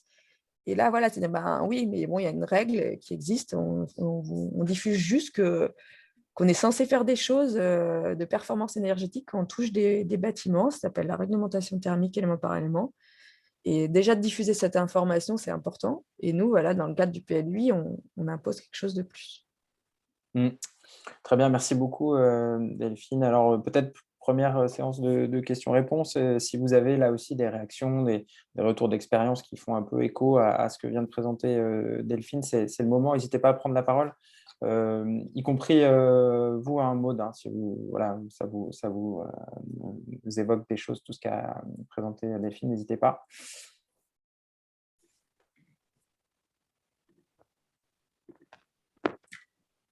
Raphaël, allez-y. Ouais. Bonjour et merci pour cet exposé super intéressant. Moi, j'ai une question par rapport à la capacité de faire des territoires. Est-ce que globalement, ça ne mobilise pas quel est le dimensionnement du service pour intégrer tout ce qui a été attesté en termes d'ingénierie, en fait? Parce que souvent, on est confronté à des territoires qui ont une petite ingénierie, voire pas du tout. Du coup, dans quelle mesure, en fait, c'est possible de jongler avec ça enfin, voilà. En fait, l'ingénierie pour écrire un PLUI, elle est énorme. Ils sont, enfin, en général, en tout cas, je pense même dans les petites, enfin, c'est vite assez costaud l'équipe PLUI. Et là, ça peut être assez light de juste avoir une mission énergie, enfin, même par rapport à l'enveloppe budgétaire et l'enveloppe humaine qu'il y a dans un PLUI, intégrer une compétence énergie humaine ou financière par un petit bout d'étude, je pense que c'est pas si compliqué que ça. Et qu'en plus, aujourd'hui, il y a quand même pas mal de retours d'expérience d'un peu tout le monde là, qui a lancé les PLUI en mettant des trucs énergie. Donc, faire passer quelque chose, ça ne me paraît pas si énorme. Après, là où ça demande, et là, c'était la grosse question, c'est comment on accompagne ça. Le faire écrire, OK, mais après, comment on l'accompagne? Et c'est là que ça demande un peu que les collectivités, elles aient les moyens humains, quoi. Et donc, après, nous, voilà, moi, on continue à être quand même sollicité et à faire de l'accompagnement. Ça demande faire écrire, je pense que ce n'est pas compliqué, ça ne demande pas grand-chose. Après, accompagner, suivre, là, il faut être un peu costaud ou arriver à se faire accompagner. Voilà. Merci. Merci Delphine. Est-ce qu'il y a d'autres questions, d'autres réactions? Michael qui lève la main, Michael Souchon. Oui, bonjour. Je voulais vous demander une précision sur le niveau d'exigence que vous demandez, du coup, dans le PLUI. Les valeurs sur lesquelles vous êtes calé correspondant à l'ART des C2E. J'ai l'impression que ça correspond à l'ART 2012 actuelle et que finalement, il n'y a pas une exigence supplémentaire par rapport à l'ART nationale, quoi. Est-ce que je me trompe? Est-ce que c'est lié au décalage de temps Alors, ça dépend. Enfin, RT 2012, ça n'existe pas pour la réno. Oui. C'est sur quoi? Par exemple, sur l'isolation des murs par extérieur ou par l'intérieur, la résistance thermique de 3,7, c'est une exigence qu'on demande dans toutes les rénovations, quoi. Non, pas pour moi, mais... D'accord. Mais je me trompe peut-être. Hein. Non, c'est peut-être moi qui me trompe. Hein. Mais du coup, je me disais que peut-être que l'outil que vous utilisez pour les pétitionnaires, il marche bien, étant donné qu'il respecte de fait ces niveaux-là d'exigence. Alors après, ce qu'on met à jour, alors c'est pas ça, c'est pareil. On a mis alors je sais plus que la phrase, il faudrait que je revérifie, mais dans les fiches, on essaye de mettre à jour le niveau des C2E, quoi. L'évolution aussi, les C2E, ils évoluent. Voilà. Ah ben c'est la prime Rénov', ouais. Et donc on essaye de remettre à jour quand il y a eu des évolutions des C2, des résistances qui bougent. Donc voilà, c'est bien sur le niveau des C2E, sur la RT de l'existant. Enfin voilà, on n'est pas du tout à ce niveau-là, quoi. Donc, nous, on suit les C2E au max via les fiches, on peut passer l'info comme ça. D'accord. Merci. Merci Delphine. Est-ce qu'il y a une autre question?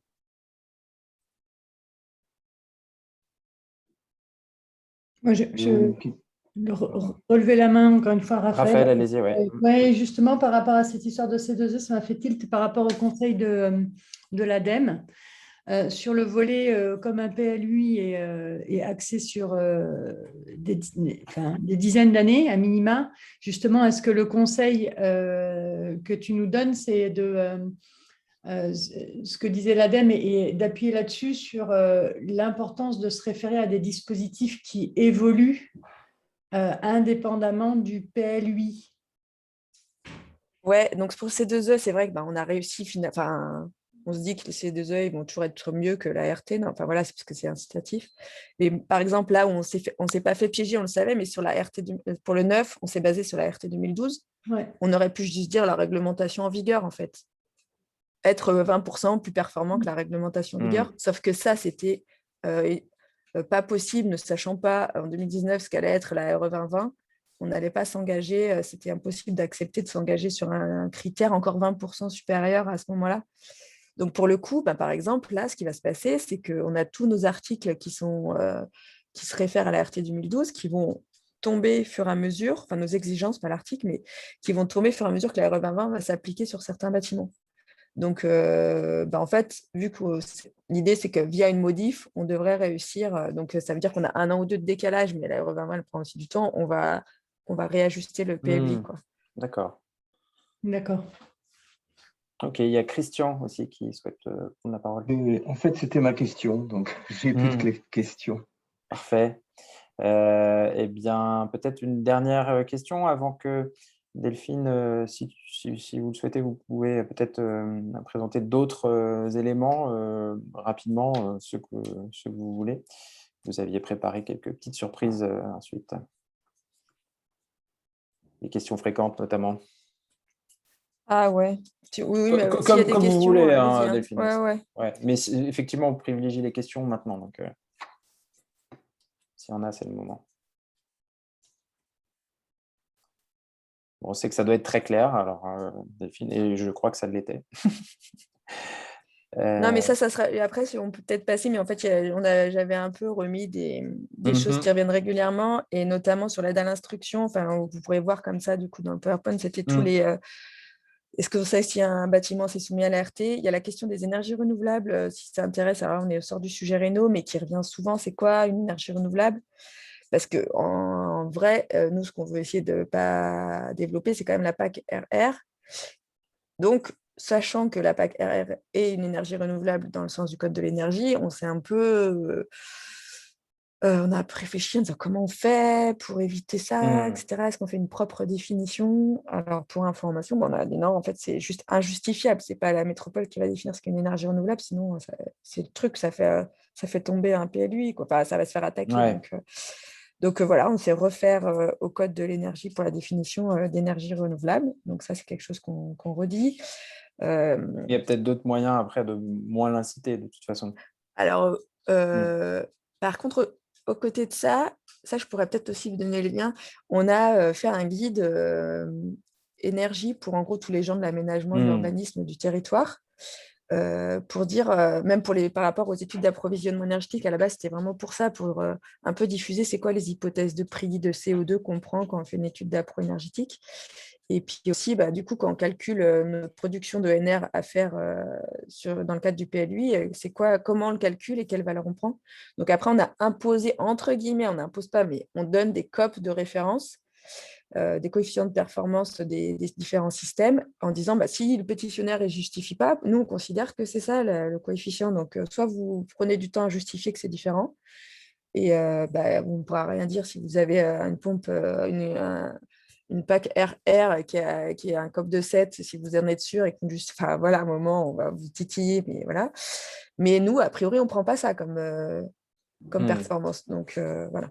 Donc ça, on a un petit guide qu'on a fait et qu'on essaye de diffuser, qui accompagne aussi le PLUI, plutôt les bureaux d'études, les SEM d'aménagement, les communes, enfin plutôt quand on est à l'étape pas du permis, mais plutôt la réflexion d'aménagement. Voilà, après je peux peut-être passer à la slide d'après. Est-ce qu'il est opposable? Du coup, là, par rapport à ça, justement, comment… Le guide?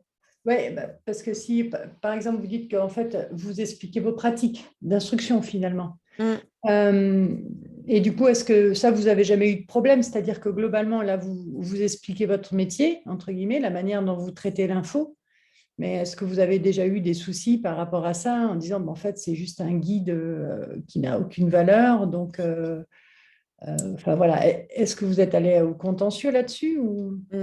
Non, après ça sera non, parce que ça, le guide, il n'a aucune valeur. Et puis si quelqu'un, c'est vraiment le seul truc du contentieux, c'est si on refusait un permis par rapport à ça, en fait. Si on disait, bah non, moi, le permis, il repart, non, pas délivré, il ne répond pas au règlement, à l'article 10, on considère qu'il ne répond pas à l'article 10, on refuse. Et là, on peut peut-être aller titiller sur comment on calcule chacun. Mais le guide, il est pris, et les gens, et même les demandes, alors c'est les demandes de dérogation aussi, ça c'était quelque chose, quoi, de dire, aujourd'hui, on n'a jamais eu de demande de dérogation, donc soit les permis sont posés et ils ne répondent pas, et puis oui, ils font, voilà, mais en tout cas, il n'y a pas les gens qui essayent de bien faire, ils ne sont jamais venus au final, enfin, on n'a jamais réussi à avoir, on n'a jamais aujourd'hui un projet sur lequel on n'a pas trouvé de solution. Souvent, on dit, ah, c'est compliqué, machin, mais soit la règle a été mal comprise. Par exemple, pour le BBio, c'est pour ça que on le met là, parce que le BBio, c'est un truc où selon son emplacement et tout ça, c'est pas si évident de faire le moins 20%. Mais souvent, c'était mal calculé, en fait. Donc, on travaille ensemble, on arrive à accompagner les projets, ils sortent. Et vous utilisez les groupes d'instructeurs dont tu nous as parlé tout à l'heure quand vous avez des difficultés sur telle et telle demande en spécifique? C'est plutôt eux qui viennent nous chercher. D'accord. Ouais, c'est eux qui viennent nous chercher, et nous, après… donc, ils viennent nous chercher soit les collègues de l'urbanisme, soit moi plutôt par rapport à l'énergie. Ils peuvent aussi avoir une entrée avec l'ALEC. Donc, l'ALEC ne fait pas forcément d'accompagnement, mais du coup, on reboucle ensemble. Et donc, sur des choses qui ne sont pas claires, il y a plein de choses qui ne sont pas claires. Par exemple, en fait, on se fait entre réseau, instructeur, métro, on décide de la doctrine en disant, ça, ce n'est pas clair, mais c'est la façon suivante dont on va instruire.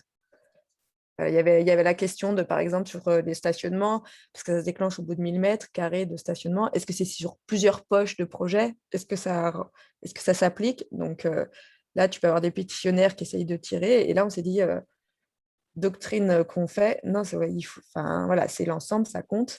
Et là, peut-être que si on refusait un permis pour ça, on pourrait se faire attaquer, parce que c'est une doctrine qu'on s'est faite, mais qui n'est pas vraiment écrite. Mais petit à petit, en fait, dès qu'on se fait une doctrine, là, on en a eu sur… notamment les stationnements, dans la modif qui arrive du PLUI, donc en gros, entre le moment l'écrit, ça fait 2 ans de délai, on essaye de le rédiger de manière plus lisible, le règlement.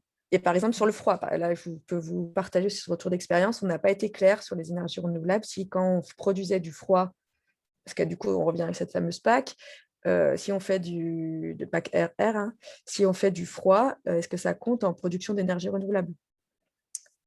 Donc ça, on ne le souhaite pas, et c'est pas clair, donc c'est en cours pour être mis plus précisément. D'accord. Ok. Moi, j'aurais juste une chose, effectivement, la PAC, c'est une grosse problématique pour calculer le NR d'une PAC. Est-ce qu'on fait en finale, en primaire? C'est pas la même chose au niveau de l'Europe ou de l'ART.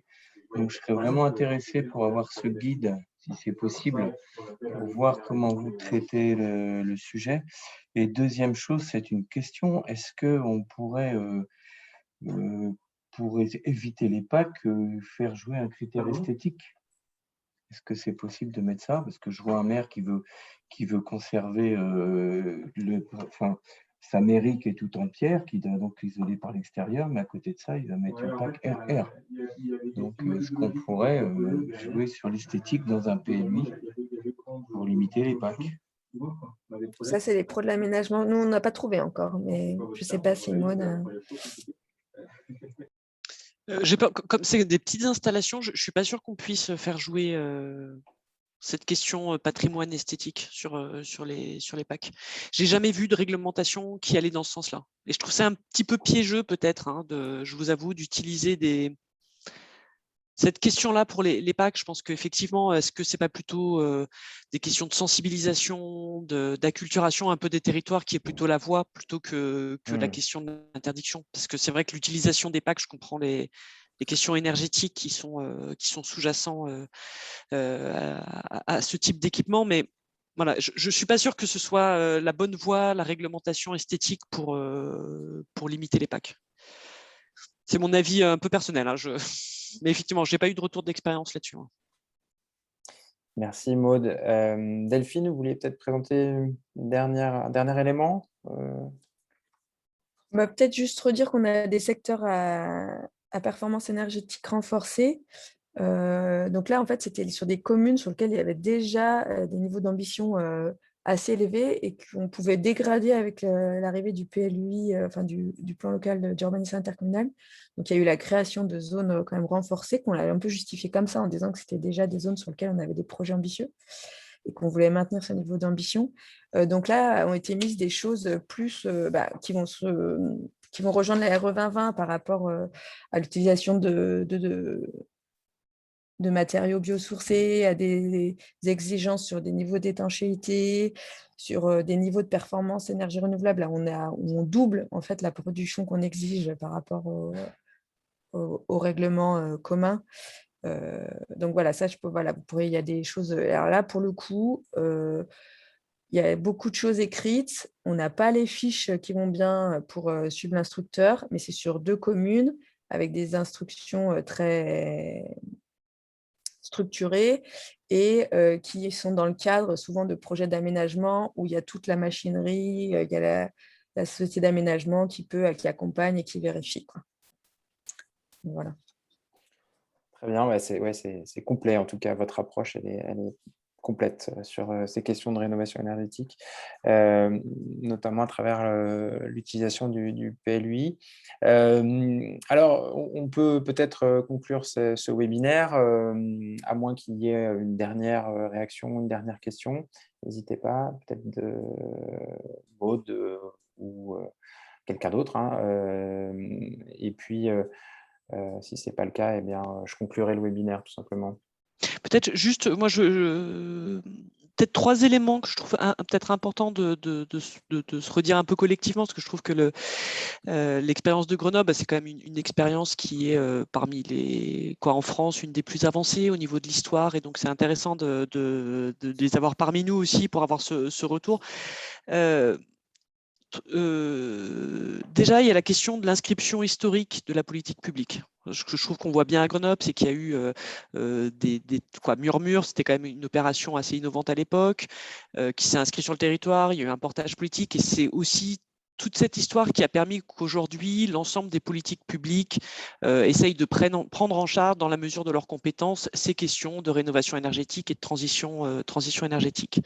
Le deuxième élément un petit peu clé, c'est que on voit la nécessité d'avoir des politiques énergétiques qui travaillent sur le territoire, qui soient peut-être un peu en amont des documents d'urbanisme, et cette nécessité d'avoir un chaînage entre les politiques énergétiques, les services ADS, le service patrimoine, les services urbanisme, et qu'on ait vraiment cette circulation et cette organisation dans les collectivités de gouvernance entre ces différents éléments.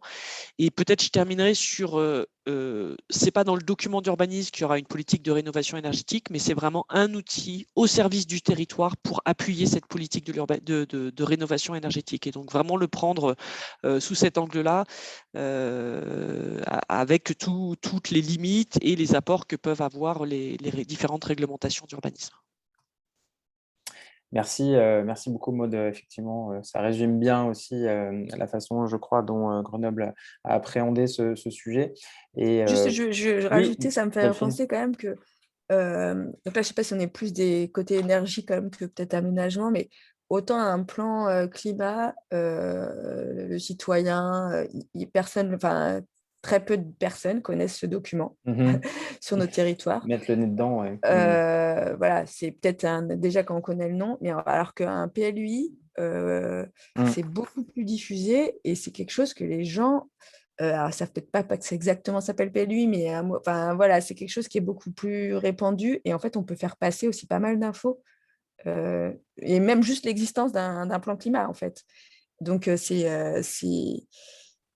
vraiment une ressource précieuse et beaucoup plus diffusée aujourd'hui, connue que tous les autres documents liés à l'énergie et au climat, quoi. Donc, c'est intéressant de s'en saisir juste pour ça déjà. Oui, tout à fait. Et d'ailleurs, il y a des collectivités qui articulent pleinement aujourd'hui leur PLUI et PCAET en faisant par exemple des PLUI facteur 4. Je connais quelques collectivités voilà, qui mènent de front la réalisation de leur PLUI et du PCAET et en font des documents intégrés, quoi. C'est assez intéressant comme approche aussi. Eh bien, merci beaucoup Delphine également pour cette présentation. Encore merci à Maude et merci à toutes et tous pour votre participation, vos questions, vos contributions. Comme je le disais, hein, ce webinaire est enregistré, donc il sera diffusé sur la chaîne YouTube du CEDRE. Vous pourrez aussi le transmettre à vos collègues éventuellement qui ne pouvaient pas participer au webinaire. Et puis nous, on va continuer à travailler sur ce sujet dans le cadre du centre de ressources et à vous proposer aussi des contenus, peut-être des modalités de travail aussi à mettre en place collectivement pour mieux appréhender le sujet. Voilà, merci encore, notamment Maude et Delphine.